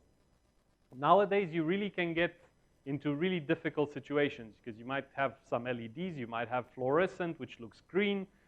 So you can work with different gels to correct that light. CTO will correct for tungsten. CTB might correct for fluorescent. There's all sorts of different gels you can use.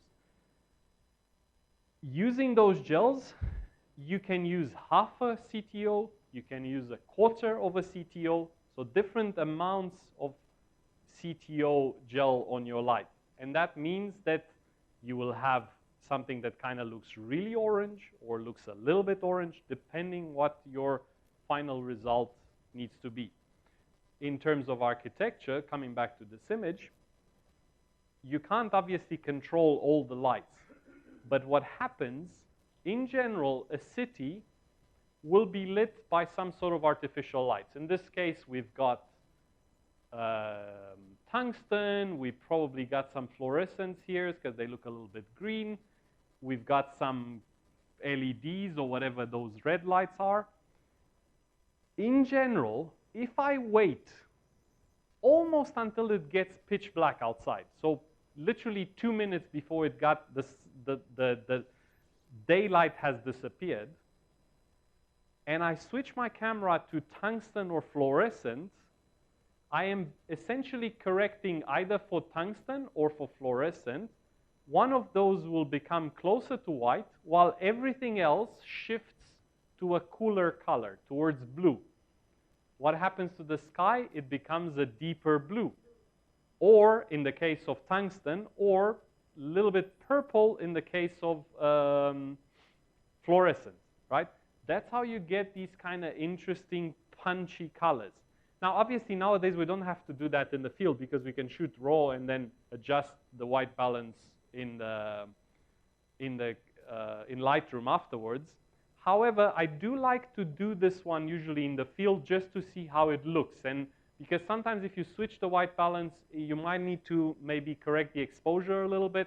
Again, I'm a little bit particular about getting everything in camera and rather than spending too much time afterwards in editing. But if you shoot RAW, which you should definitely shoot RAW, I hope nobody else is shooting JPEG still, because RAW is like shooting a negative film, while JPEG is like giving you a print straight away without having any control over it, right?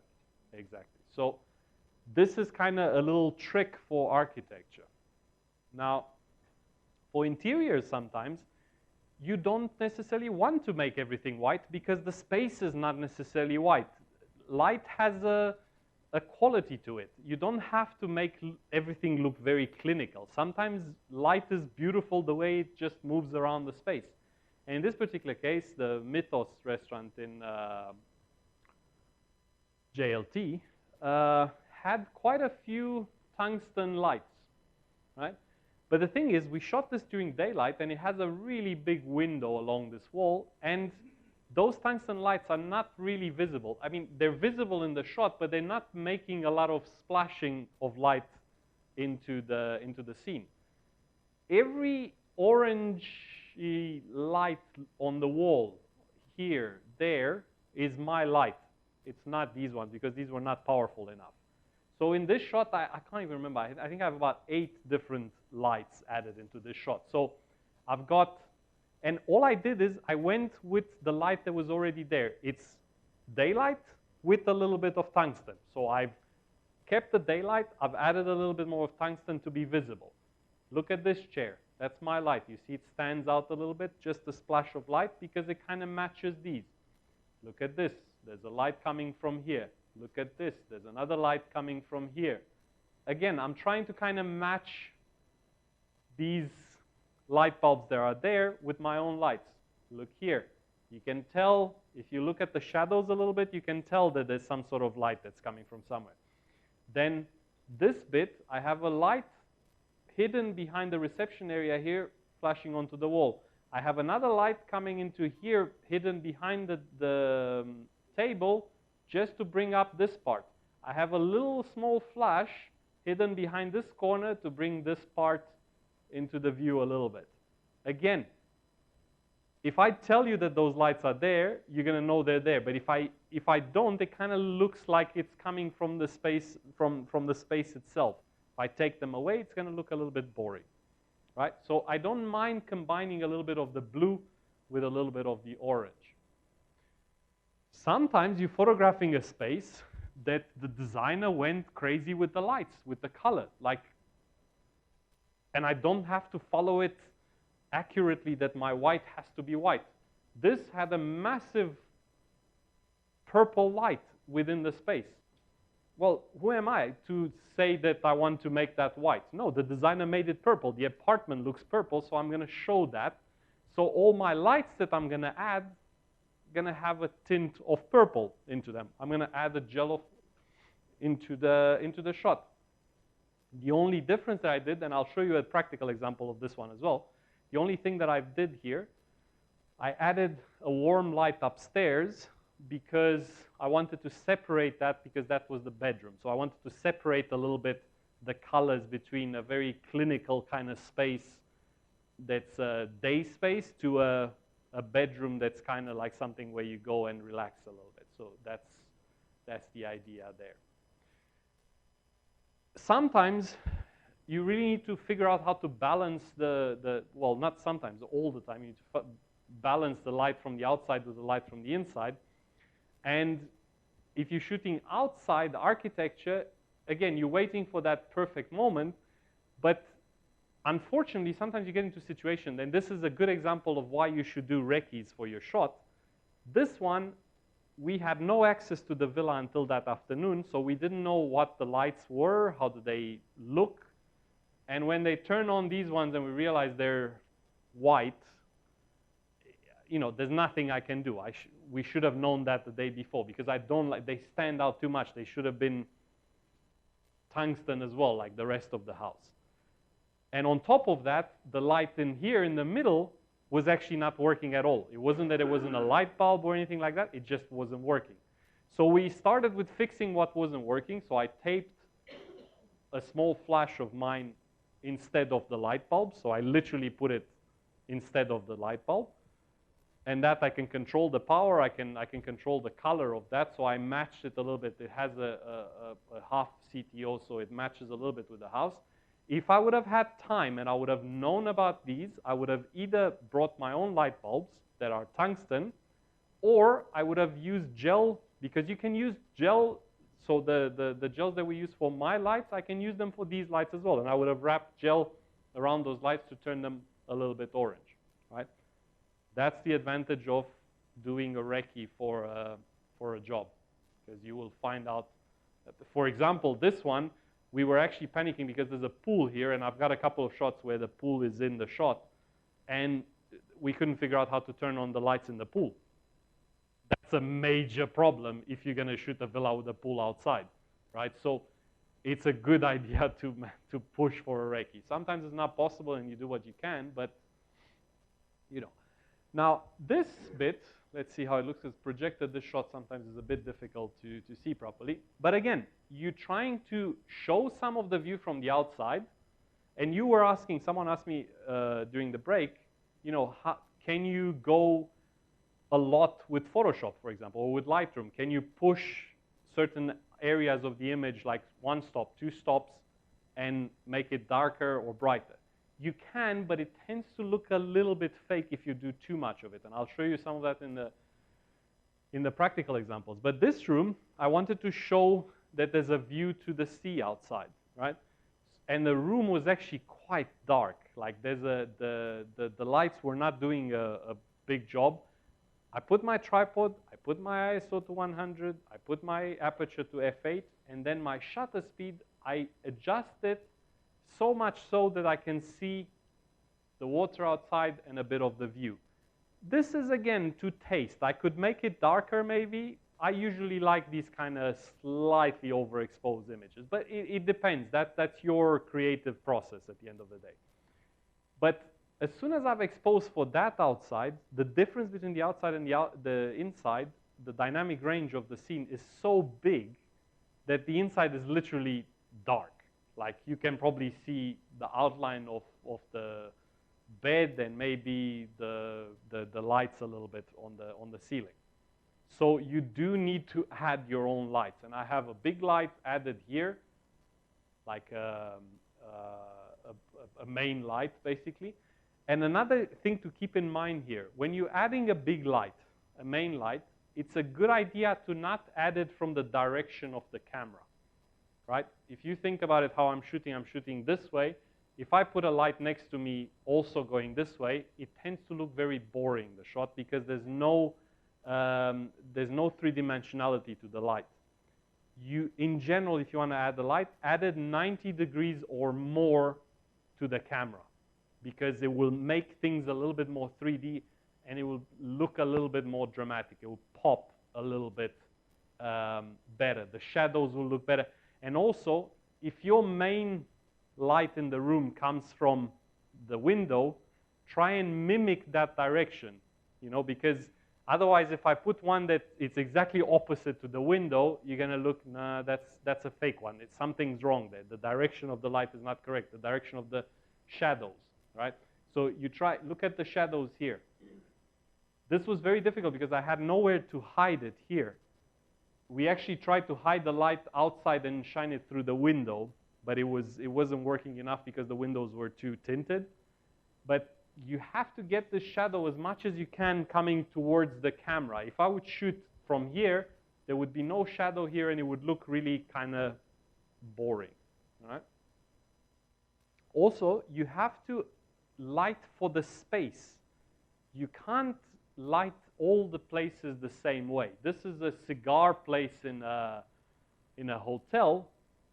This is not lit like a restaurant. It's a dark place with candles on the table. So all I did here was, again, ISO 100, f8, and then I put myself onto a shutter speed that gets everything quite dark, and then I just put little pools of light onto the tables. That's all I did. So I had continuous lights for each table. Sometimes you get into the problem that you don't have enough continuous lights, right? Like I keep talking about 8 lights, 7 lights, and all that sort of stuff. If you don't have enough, don't forget you're on a tripod. And if I move the light and take a shot, and I move the light and I take another shot, I can easily blend afterwards in Photoshop just the table, because nothing has moved in my image. So I can just paint this table from the shot that had the light on that table. So I had 1, 2, 3, 4, 5. So 1, 2, 3, 4, 5, 6, 7 lights for the tables, plus another light shining through here a little bit to give a bit of definition to the chairs. If you're photographing a restaurant, this is the Caramel restaurant in Abu Dhabi, I only used 1 light, because I really liked this afternoon. It's one of those places where you go for an afternoon kind of late lunch, and it's nice. The sunset shines through the windows. It's got a nice feel to it. I don't need to do a lot.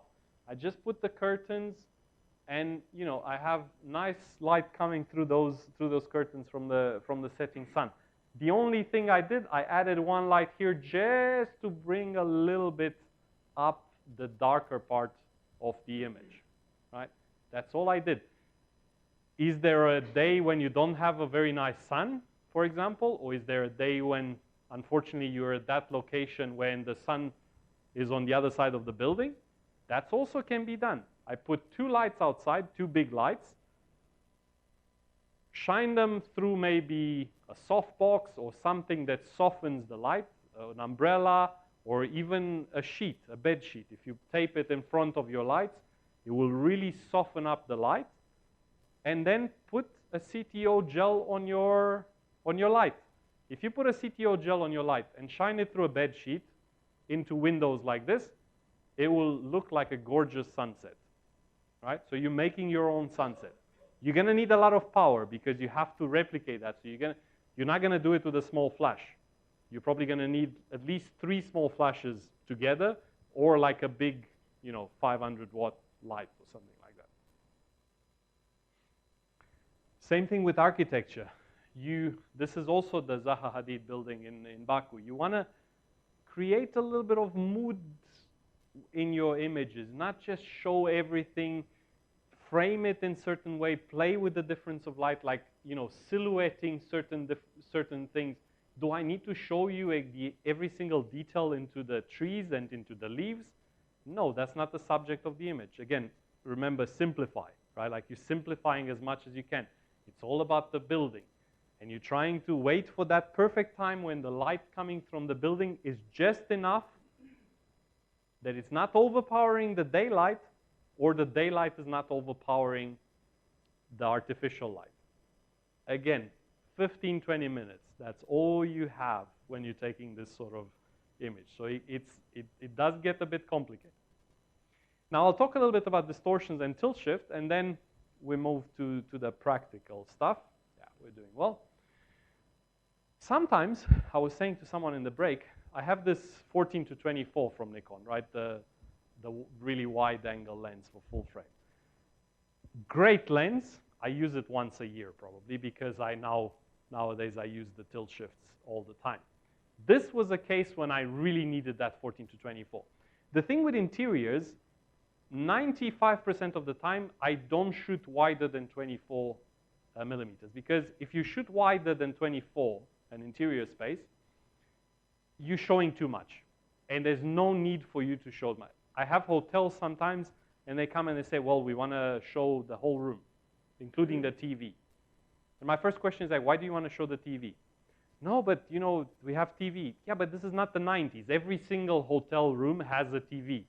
And every single TV in those hotels' rooms look exactly the same as all the other TVs in all the other rooms, right? So unless you're showing me some amazing, one-of-a-kind TV that's superly nicely designed, I'm really not interested in photographing the TV, because it's not a feature of that room. The design of the room is a feature, not the TV, right? So that's a discussion that I tend to have a lot with my clients. Because of that, if you're shooting with a 24, you can focus a lot more on a certain part of the image or a certain part of the room and simplify the image without showing too much of the ceiling. Because look at the ceiling like this. Look how much stuff nowadays we have on a ceiling. We have speakers, we have lights, we have fire extinguishers, we have fire sensors, we have Wi-Fi, all sorts of things you have on the ceiling. I don't need to show all of that. I really, really don't. So if I'm a bit tighter, then it usually works a little bit better. In this case, the room was so small. This was a little conference room. There was just no way for me to shoot at 24. I needed to shoot at 14 to make it look a little bit bigger. And this is shot for that same carpet company that I was talking about earlier. It's an office in South Africa that I shot for them. I shot actually a couple of offices in South Africa for them. So because I'm shooting with the really wide angle lens, 14 millimeters, I have to be aware of my distortions. I have to be aware that this bit in the corner here is going to get distorted, what I was saying earlier about faking it. So I'm arranging that chair in such a way that it's not too different than the other chairs, the length of it when it gets distorted. I'm also going a little bit lower with my camera because I can't shift like I'm doing with a tilt shift lens. So otherwise I would have too much of the ceiling, not enough of this. But I'm not going too low, so I still can see a little bit on top of the table rather than just seeing a line instead of the table. So again, you can shoot with any kind of lens as long as you're aware of the disadvantages and advantages of that particular lens. If you're shooting with a longer lens, you shot maybe like, this is shot with a 70 to 200. It's a building detail. What happens when you're shooting with a longer lens? You have barrel distortions, right? So the top bit goes like this, and the bottom bit goes like this, the lines. They're not straight.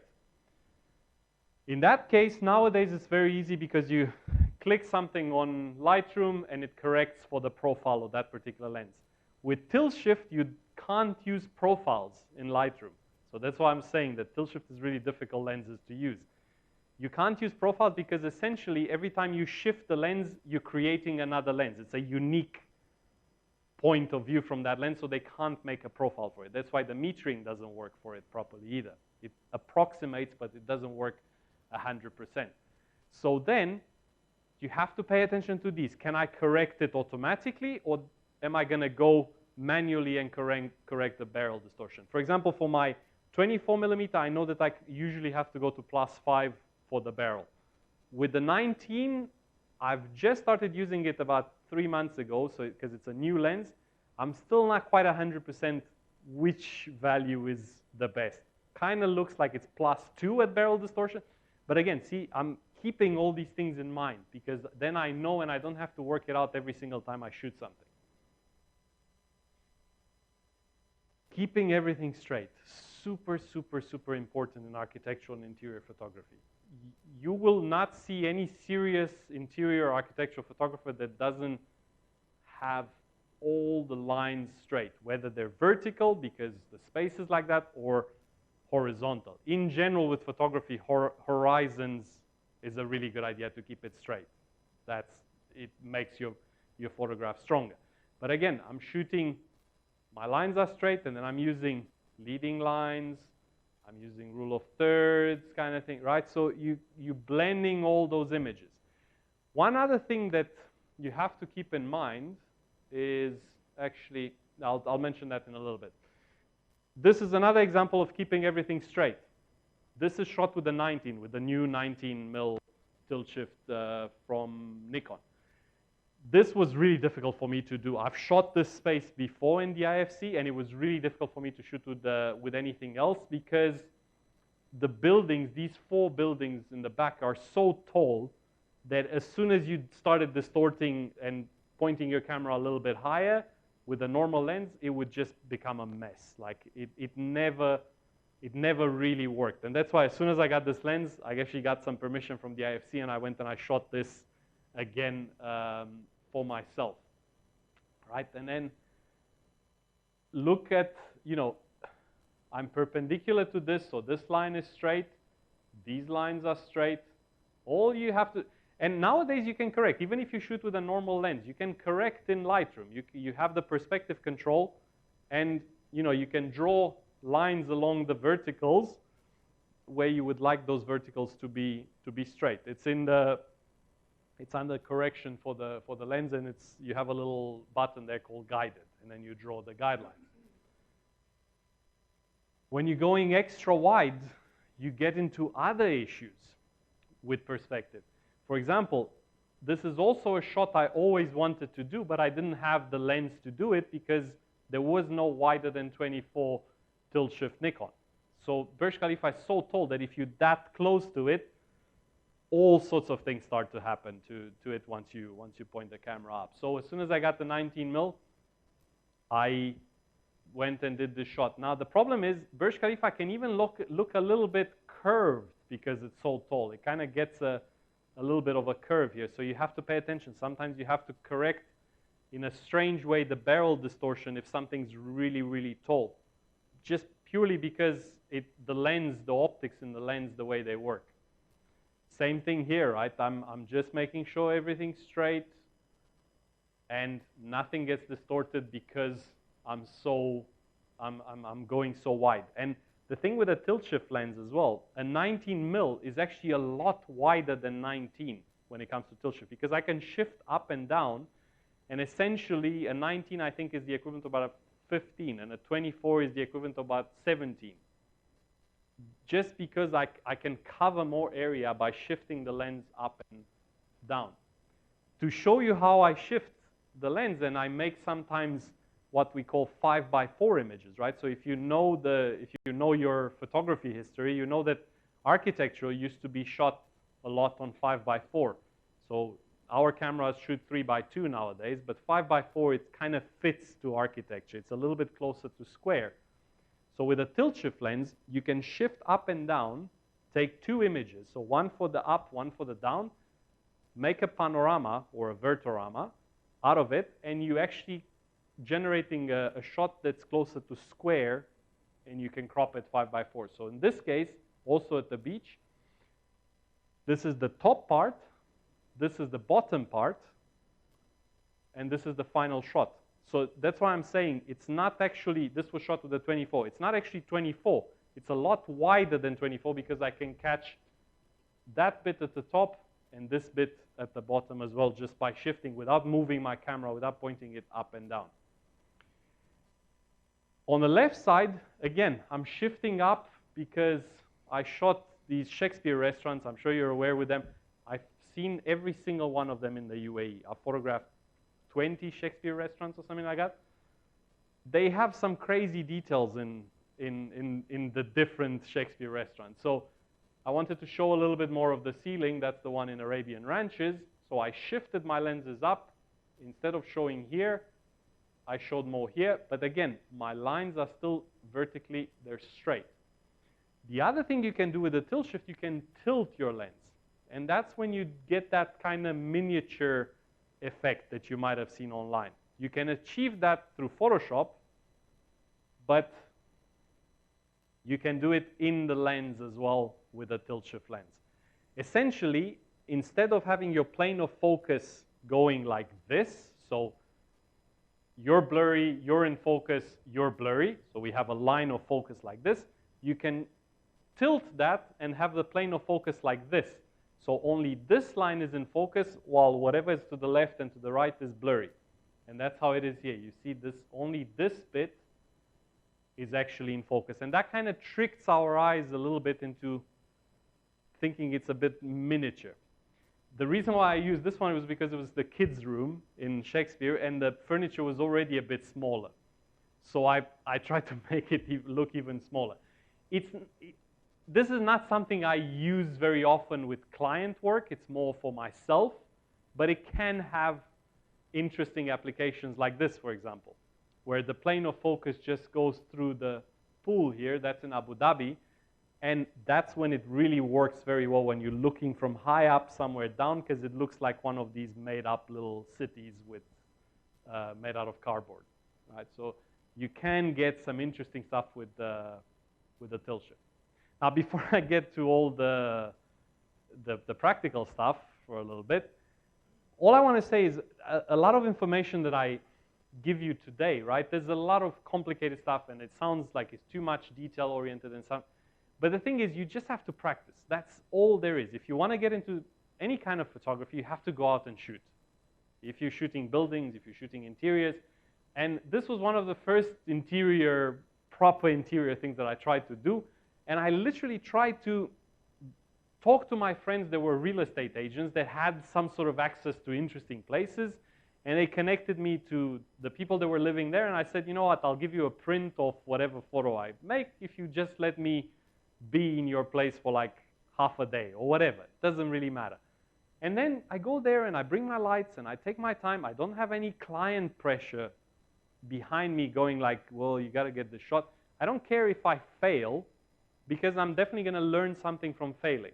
And this was quite funny because they had these two dogs who just kept jumping on the table, and they really wanted to be in the photograph. And then we did the photograph with the dogs. And it was, actually, I used this shot for my portfolio at the beginning, and it used to be like clients would when I was speaking to someone, yeah, we saw that shot with the dog, and it's kind of cool because it's not just an interior.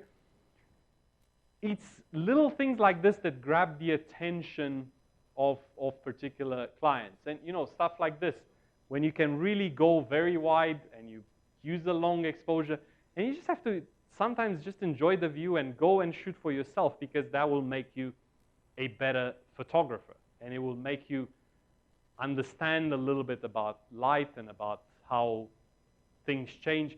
Everything around us moves, right? Everything has a pattern that you kind of learn. The day comes, you know, it starts at sunrise, ends at sunset, and there's a pattern there about how the light works in different times of the day. And the more you shoot, the more you'll know those patterns. It's like the guys that shoot wildlife in Africa. They'll know that if a lion yawns 3 times, then it might go and attack the prey or whatever. And then they'll know that they should be ready with their cameras. So the practical stuff, this is probably the best saying about interior photography. It really is like that. There's a lot of moving furniture involved. So, you know, you have to push a lot of couches, you have to push a lot of tables around, because most spaces are not designed for you to take photographs of them. They're designed to maximize whatever the usage for that space is, right? The restaurant will try to cram as many tables as they can so they can sell more food in the space that they rented. Someone that rents a hotel room, they'll try to maximize the space of the hotel room as much as they can. So what I'll do now, I'll show you a couple of actual shoots that I've gone through that, you know, how we started when we got there and what was the final shot and why did we get to the final shot. So this was a lobby in the Sheraton. I shoot quite a lot for Starwood. I'm an approved photographer for Starwood in the Middle East. And this was the lobby of the Sheraton in JBR. And we needed to make a photograph of it. Usually hotels, you shoot 6 to 8 images in a day because it's so complicated and there's so much arrangement that needs to be done that you just can't shoot more than that in one day. So we were looking for angles. I'm like, oh, okay, we'll try, how about this angle? Not so good. Then we move on. Okay, maybe if we go a little bit in, we knew that we have to have this featured somehow into the image. And you know, the chairs and the coffee table. Now, that's how the furniture was actually arranged at the beginning. Doesn't really necessarily work. I'm trying like, okay, I'm trying to go a little bit higher, maybe a bit closer, maybe arrange the tables and the chair in a little different way, but there's too much overlapping, right? Like these stuff starts to distract me, it doesn't really work. In the meanwhile, you've got the client and everybody trying to arrange the space. So they're trying to clean. If there's no client there, I'll have the assistant while we figure out the angles. He might be just taking stuff away from the counter there, taking, you know, they actually had to erase everything that was on this blackboard while we were taking the shot. Then we thought, you know what, this doesn't work. Let's remove stuff. And we'll add it slowly, slowly. We'll build the shot. So we removed one table and one chair, and we started playing with this one. Is it like that? You see, here in this shot, what was bothering me was it was too much red on red. There was not enough separation there. So all it needed to do is turn the chairs slightly. Okay? Now I have a bit of a separation. This one stands on its own. There's no overlap here. Maybe if we bring them a bit closer, not sure. In the meanwhile, you see there's work going on there, cleaning up. Maybe like this, not so sure. Maybe we move everything, so you see like we actually got all the chairs a little bit more in the shot. So you see the level of details that we're trying to build. And this is nothing to, like I'm happy with the composition. I just need to put stuff in my composition now. Then I'm like, okay, that kind of works. It's okay. It's red on darker red, so that's okay to separate it like that. I have this chair on. By this time, I'm looking at other problems that I might be facing, and I'm looking at this bit here. Doesn't look that nice in the corner, but then I'm thinking, you know what? It's going to take me 2 minutes to just duplicate this bit and fill this up with the same wooden paneling here. It's not going to be that difficult. So I figured that's going to be one Photoshop thing that I need to do. And in the back of my head, when I do these shoots, I try to add the amount of time that I'm going to spend in Photoshop in my head. Okay, it's 2 minutes for this, 4 minutes for this. Am I okay with spending that much time? Yes. Then I still move around a little bit. We removed one chair. Looks a little bit funny. Yeah, that kind of looks interesting. It closes the shot a little bit. We still have a way to get into the shot. Remember, making a path to your image. Maybe we move it a little bit. So all these things you're trying to think.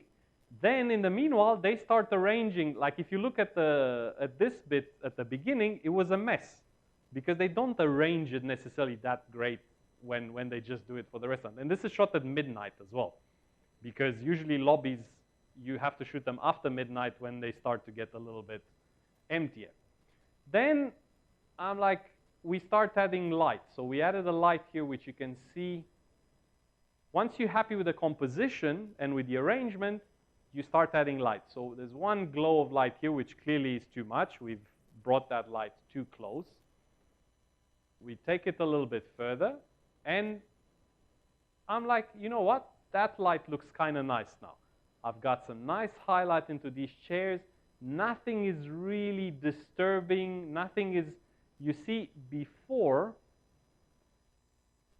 the way my camera was placed, I could see the reflection of that into here. How did I remove that? Well, you either go a bit lower or you go a bit higher, depending on how that reflection happens. And in this shot, I managed to remove it. And that's the final shot. So this was the shot in camera when I left the place. This was the final shot. I mean, okay, with the arrangement of the chairs. So I didn't move chairs in Photoshop. But look at just the light. I don't do a lot of retouching afterwards to the light. All I did was from here, it's a little bit yellow because in general the place is yellow. And if you have wood that looks yellowish, when you blast your lights, it's going to get a little bit of the color of the wood. All I'm doing is I'm cutting down I'm moving the white balance slider a little bit towards the cooler side, and I've corrected a little bit of the light here. And to answer your question from the break, I've basically dropped about half a stop from here, because if you look in the original shot, it's a little bit brighter. So I needed to lose a little bit of the light there so it doesn't stand out too much, right? So again, I'm not really doing anything else. I'm making a curve to do a little bit of contrast correction. If I look at the residential, yeah? Yeah? Where did that forest light come from under the chair? This one? Yes. It's a reflection of this. Whatever, it's like playing pool. When you're lighting interiors, it's literally like playing pool. You hit something at this angle, it's going to come back to you at that angle. It's physics. It's just, you know, the angles are always going to be equal. So does it bother me? Not really. It's part of the place. You know, I don't remove reflections just for the sake of removing reflections. So sometimes the client will be bothered by that sort of stuff, and they will tell me, and then I'll keep it in mind to minimize it as much as I can when I shoot. On interiors, on residential, this was an apartment in Burj Khalifa. Really nice apartment. And this was the one with the nice artwork on the wall, which I'll show you. The last shot that I'll talk about has that. This was the bedroom of the place. And all I'm trying to do here is I'm trying to show the view. To show that I'm really high. Like this was the 95th floor, I think, in Burj Khalifa. So I'm putting my tripod down, ISO 100, f8 to f11, whatever. I usually go with f8. And the shutter speed enough to see something outside. Now, the good thing with this particular apartment is that the corner, so this corner is not at the 90-degree angle. It's actually a little bit like this. So whatever light I'm putting on this side will never reflect in the window back at me. Awesome. Like, I was very, very happy about that configuration for the apartment. So you can see I have a light to the right side here. You kind of see that there's a bit brighter here, and it gets darker that way. That's my main light that I've added. But at the same time we had that light, we start playing with the composition. Now, everything in this apartment was super expensive. The blanket was like something like $5,000. It was some rare wool or whatever it was, but it was quite expensive, and we needed to show all the textures and things like that. This blanket was also quite expensive. The wooden furniture, quite expensive. So again, you're trying to maximize showing off the bits in the apartment. And this was actually shot for the interior designer that did the place. So then we start playing, right, composition-wise. I want to maximize the space here as much as the window will allow me. So I go as much as I can. You can see this is the maximum because you can see the curtain there at the top in the corner. That's as much as I can do. So I either tape the curtain out of the shot as much as I can or tie it somehow just to give myself as much window as I can. Then I don't like the fact that this is kind of a little bit too close there. So we try and bring it a little bit in.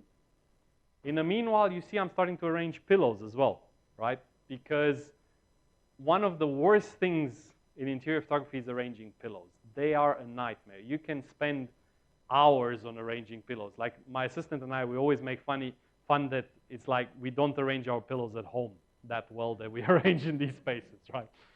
So you're arranging the pillows, you're moving that thing. Now look what happened here. I thought this was a little bit darker, so I've added a bit of my own light in there, right?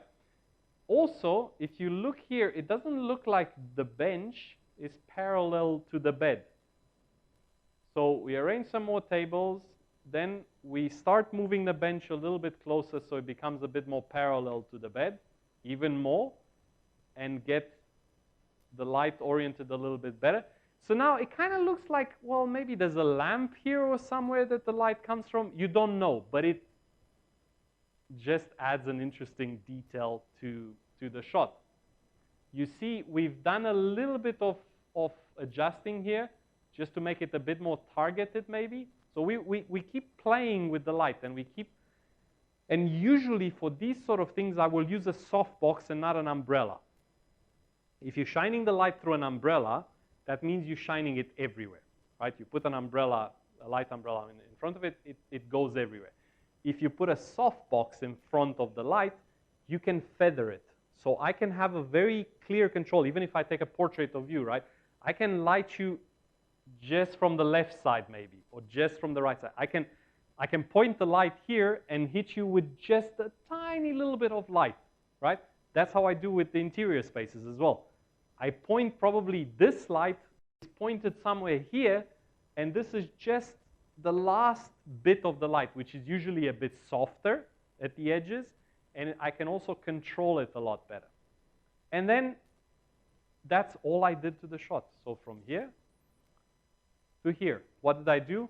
A little bit of white balance adjusting, right? So make sure my white is white. What's white in this shot? The bed sheet. So I try to remember when I shoot, what was white in that shot? Was it the wall, was it white? This wall wasn't white, it was slightly greenish. I know the bed sheets were white, so I'm gonna try to sample my white balance from the bed sheet.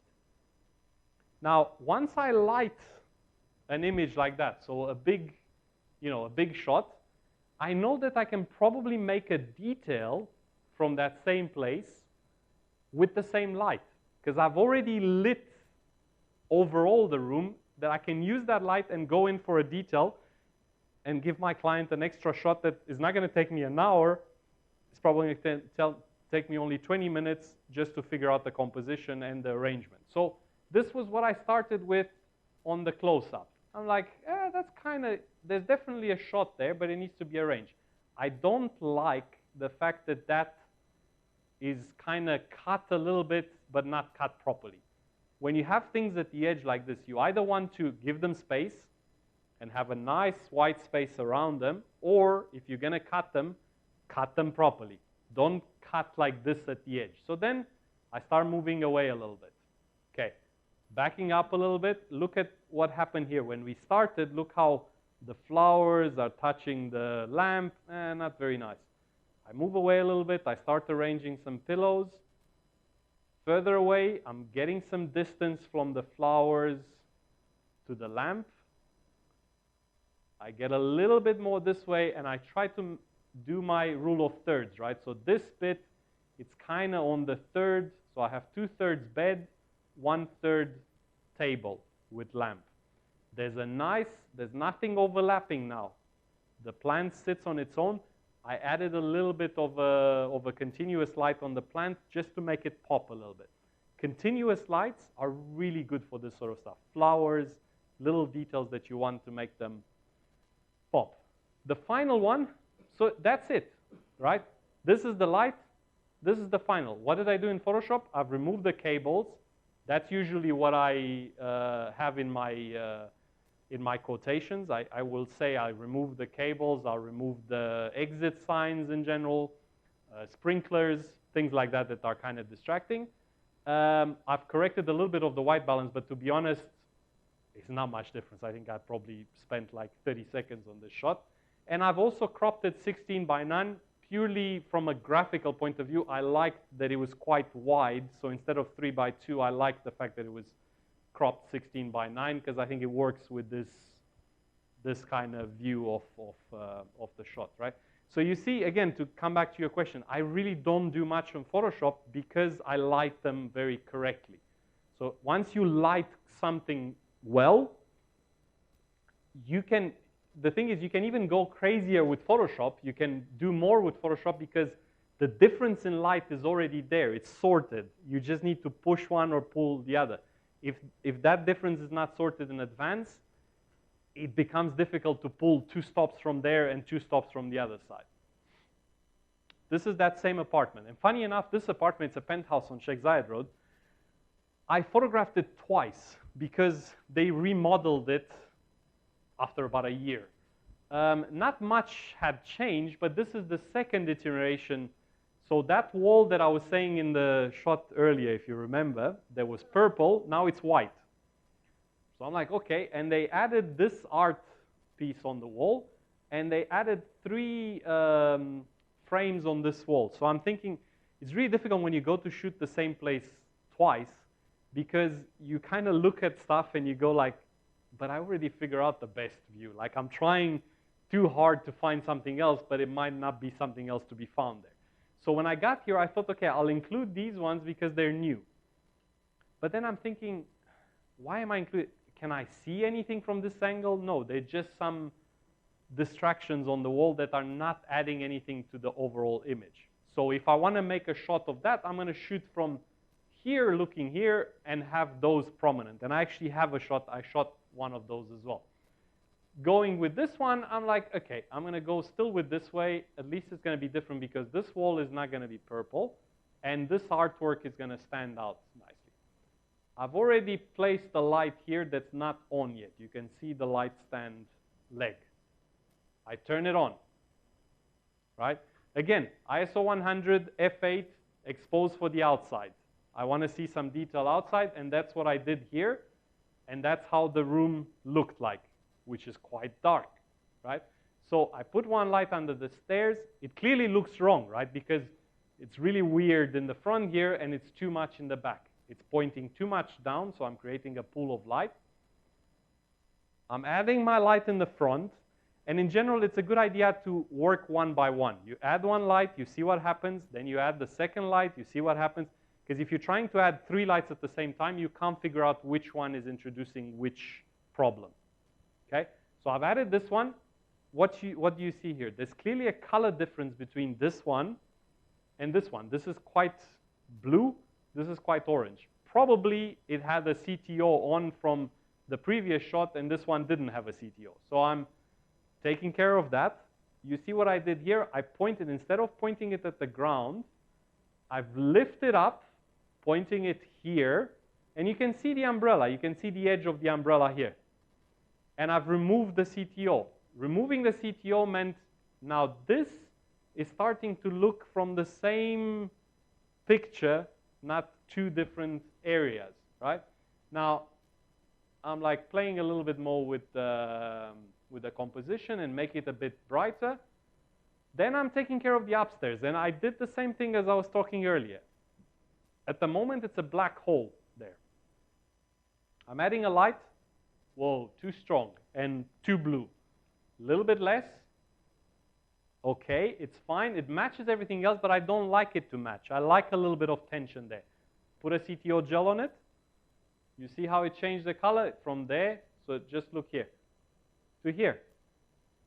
Now it starts to, okay, maybe there's a lamp upstairs, there's some lamps.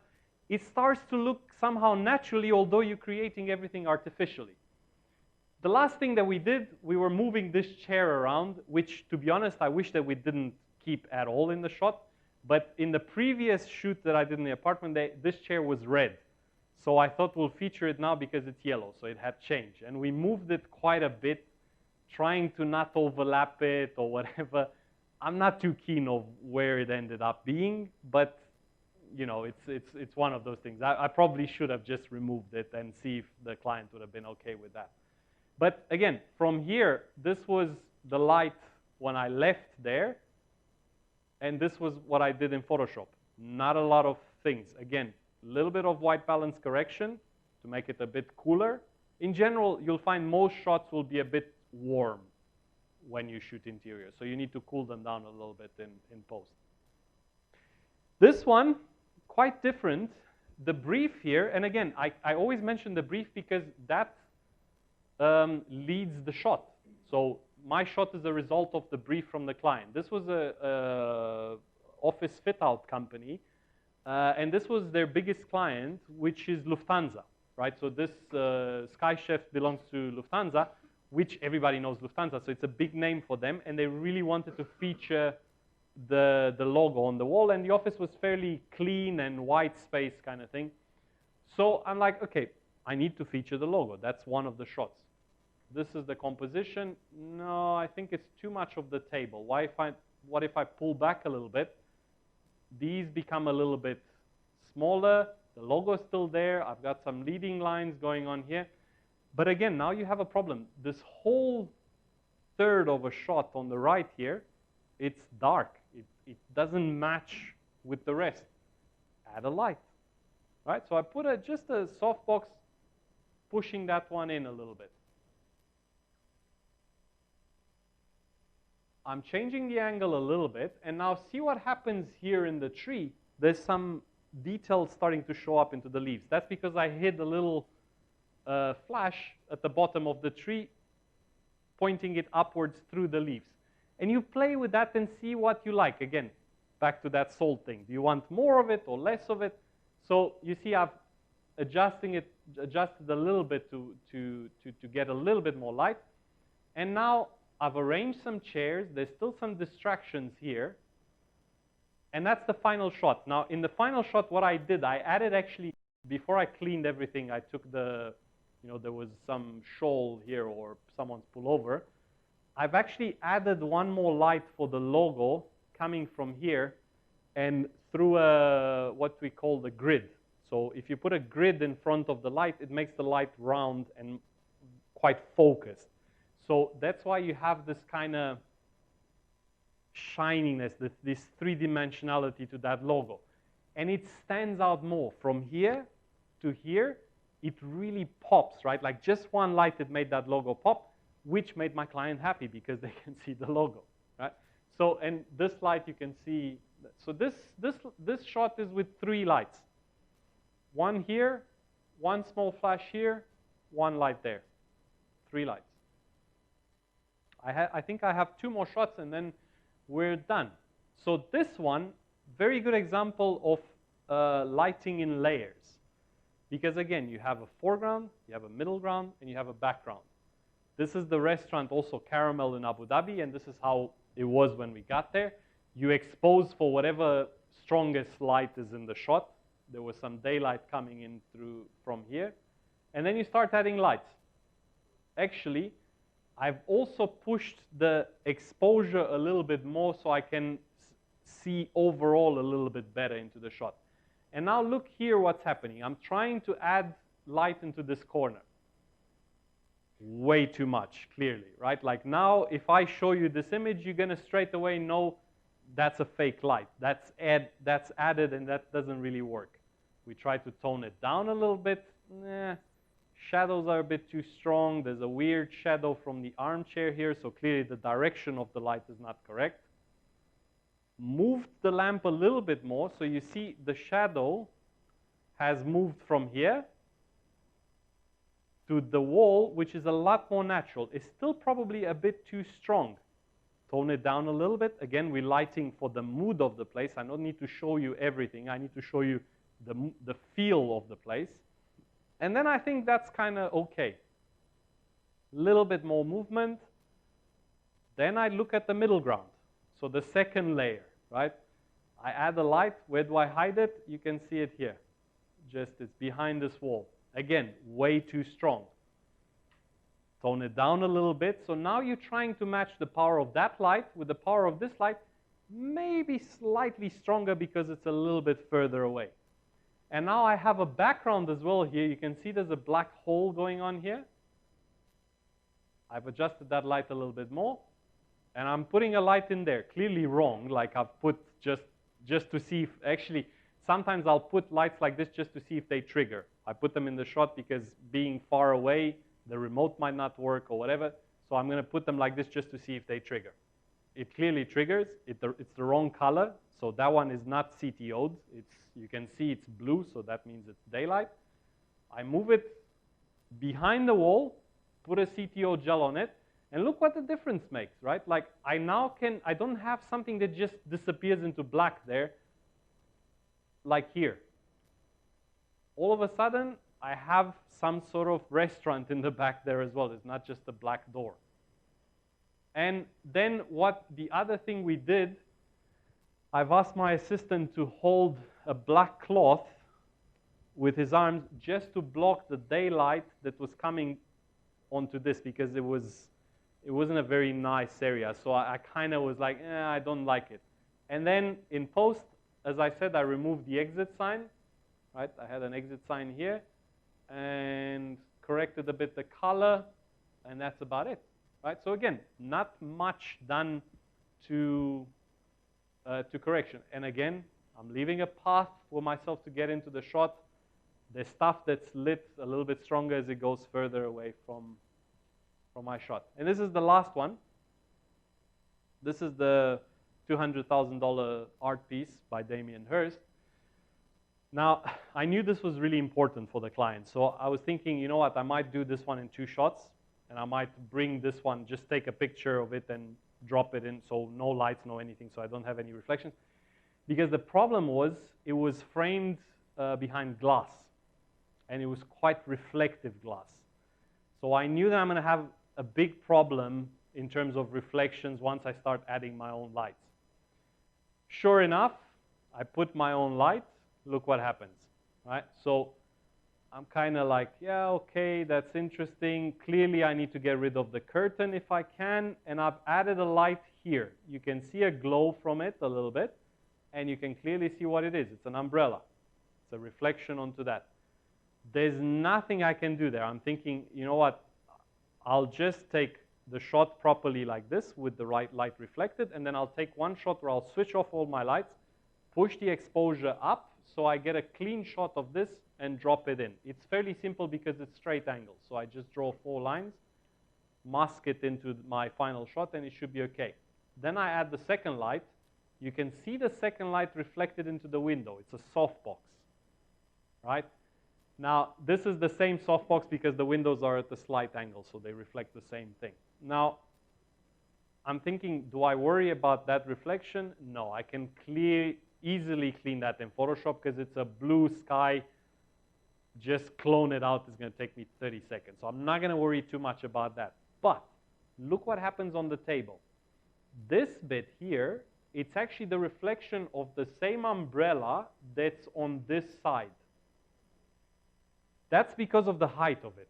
The softbox, you can see the corner, it's the same softbox reflected there.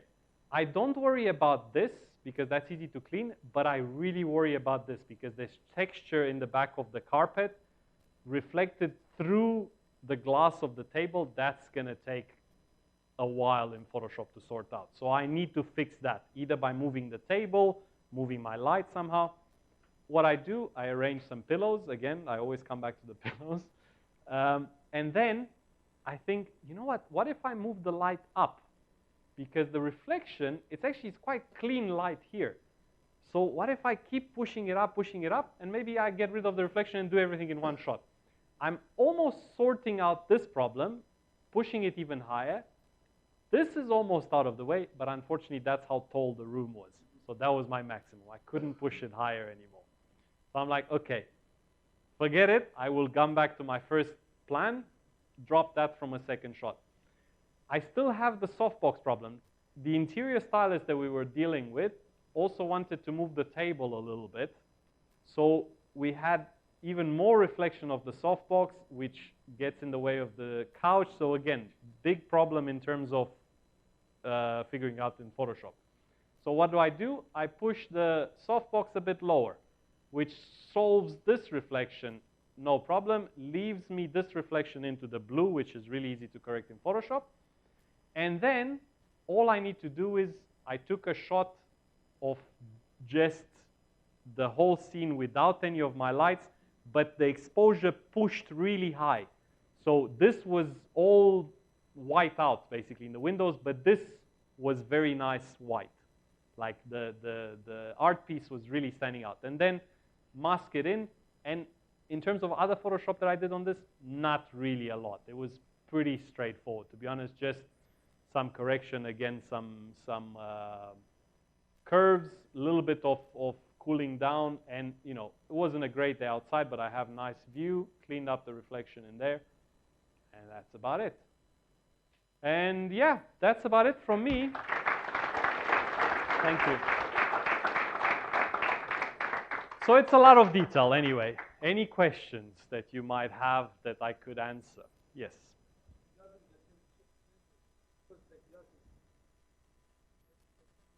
Popping out a little bit, yeah. So for the 24 tilt shift, it doesn't pop out, so you can use normal 77 mil. The 19, I'm also having the same inquiries at the moment, and I spoke to these guys from Nissi, which have a holder actually for the 19. And you can even use the holder for the 14 to 24, which has the same problem. And there's a trick that I've learned actually, I don't know if you know Benno. He shoots quite a lot of architecture as well, and he's got a really good trick for this filter because it doesn't quite isolate, it doesn't close out the light quite well. He uses one of those hair holders for women that is made out of black velvet. You put it over the lens, and then you push it against the filter. And it cuts down most of the light. So Nissi filters seem to, I'm waiting for mine because I've ordered mine, and they seem to be working quite well, so yeah. Exactly. It's a small enough company that they actually listen to their customers. So yeah, that's a funny thing. Other questions? Yes.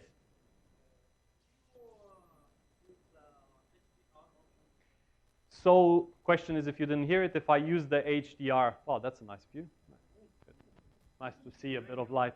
So if I use the HDR for these images, no, not really. HDR tends to, for interiors, it tends to look really fake. Because the problem is, what HDR does, it tries to come up with light where there isn't light, right? It tries to minimize that dynamic range between the brightest part and the darkest part. And it tends to look a little bit fake. I use blending, just like I did in the shot that I just showed you, because I think blending, you can control things a little bit better than leave it at all to some HDR software that will do automatically the combination between the darkest part and the brightest part. So I tend to not use really HDR. And again, if you spend your time lighting the image, you don't need the HDR because you've solved all the problems purely by lighting with your own lights. And I understand there's a lot of people that don't like to light the image, and they try to do it all in. For example, there's one guy, if you want to look him up, Mike Kelly. He's really good architecture and interior photographer. He's based in LA. Good friend of mine, and he does most of the stuff with one light, and he just moves around and blends everything afterwards. Great way of working. It's just a different way of working. Mine is not the best. His is not the best. It's whatever works for you, ultimately, to deliver good work. That's what it is. Yeah.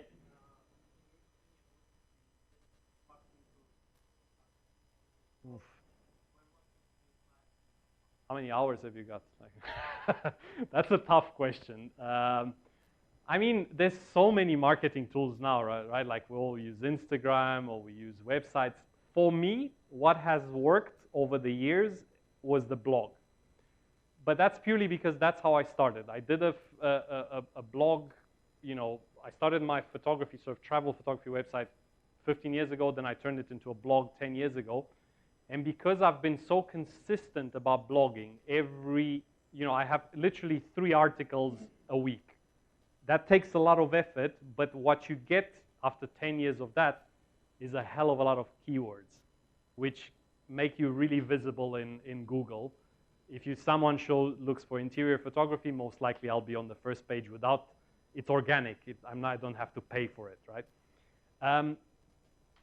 Nowadays, most of my clients come from word of mouth. I would say 70% of clients are related to some other client that I shot for, or it's repeat business. New clients, 90% come from the website. Maybe sometimes people will look on Instagram. For example, if you look on my blog, you'll see that I've traveled a lot. I've done 80 countries. I've done a lot of photography for myself. I view that as my marketing budget.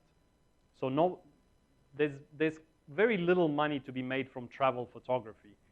But I see it as my marketing budget. I will pay for a trip to go when I went to Antarctica because I know that will generate some really great images that I can maybe send to my clients and remind them, hey, I'm still here. I'm still taking photos. Look what nice photos I took of penguins in Antarctica. And they go, oh, let's hire you to photograph a building. So you have to be quite creative about this. And also as a photographer nowadays, before David Duchemin, like a photographer you should definitely follow if you don't know. He talks a lot about vision and you know, not so much about gear, but about the thinking behind photography. And he says that, you know, 30 years ago, if you said, I have a camera and I'm willing to travel and I know how to use it, most likely you got the job. Now everybody has a camera, everybody travels, so you have to differentiate yourself somehow, whether it's through looking a lot at details or whether it's really good customer service. Sometimes I think it's just a matter of actually doing what you say you're going to do, because there's a huge lack of that in a lot of businesses. You know, people promise everything and the moon and the sun and everything, and they deliver nothing. So purely just promising less but actually delivering it makes you look a little bit better in the client side. Yes?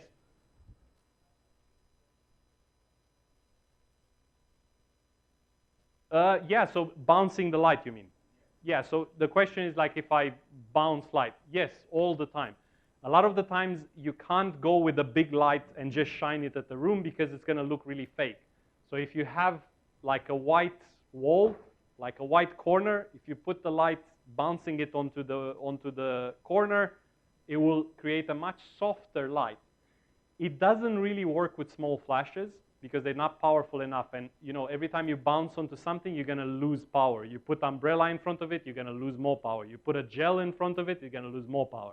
So a small flash will lose a lot of power. But a big light, yeah, definitely. That's kind of the quick and dirty way of shooting interiors. Real estate guys, for example, not so much here because here they don't light them that much, but in the US, good real estate shooters, that's how they shoot. They'll just put light in the corner, boom. Looks like the light's coming from nowhere. It's not great light, but it's much better than doing it without light. So, yeah. That's it. Cool. Thank you very much, and hopefully you learned something. Oh, and by the way, sorry, one thing. Sorry, I completely forgot this. So Nikon and HIPAA were kind enough to make a little sort of competition, and what you'll get an email from them. We'll have a competition that I'll judge the image. So they'll send you an email how to upload one of a good architectural image or interiors, let's say. So let's make it fairly wide. So we'll have, if you're going to get all the people that are registered here, they're going to get an email, and you'll get a way of uploading an image which I can look at, right? I don't know what's the time frame, like what are we looking at? We will mention that in the email. Okay, perfect. So they'll mention in the email, and then I'll be the judge of like, we'll pick a best architectural or interior photograph. Yeah? Cool. Thank you very much. Sorry? No, for every user, for every user. Tarek from Nikon will always, you know, he knows I'm not so much about pixel peeping and stuff like that. As long as you do good work, I don't care what camera you use at the end of the day. But it's, you know, it's for me, Nikon has worked very well. I'm not saying that it has to work for everybody. It's a choice. But if you do good work, it's a great camera to use. A camera will not solve your bad photography, that's for sure. It will give you better range, better, you know, options, better things, and so on. But if your composition is bad, camera is not going to fix that. Yeah. We would like to thank you very much. Thank you very much. And we would like also to invite Mohammed to, and Tariq to give you a thank you certificate. Oh, wait, there's a certificate as well. Yes. That's great.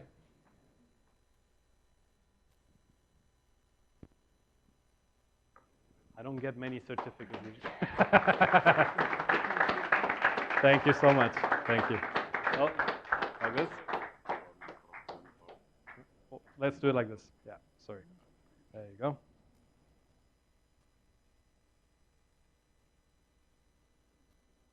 Yeah, got it? He's shooting on Canon. I'm just kidding. Thank you Okay, very everybody, much. thank you very much. Stay tuned for the next lecture. And please don't forget to take your certificates while you are exiting here. Thank you, and see you.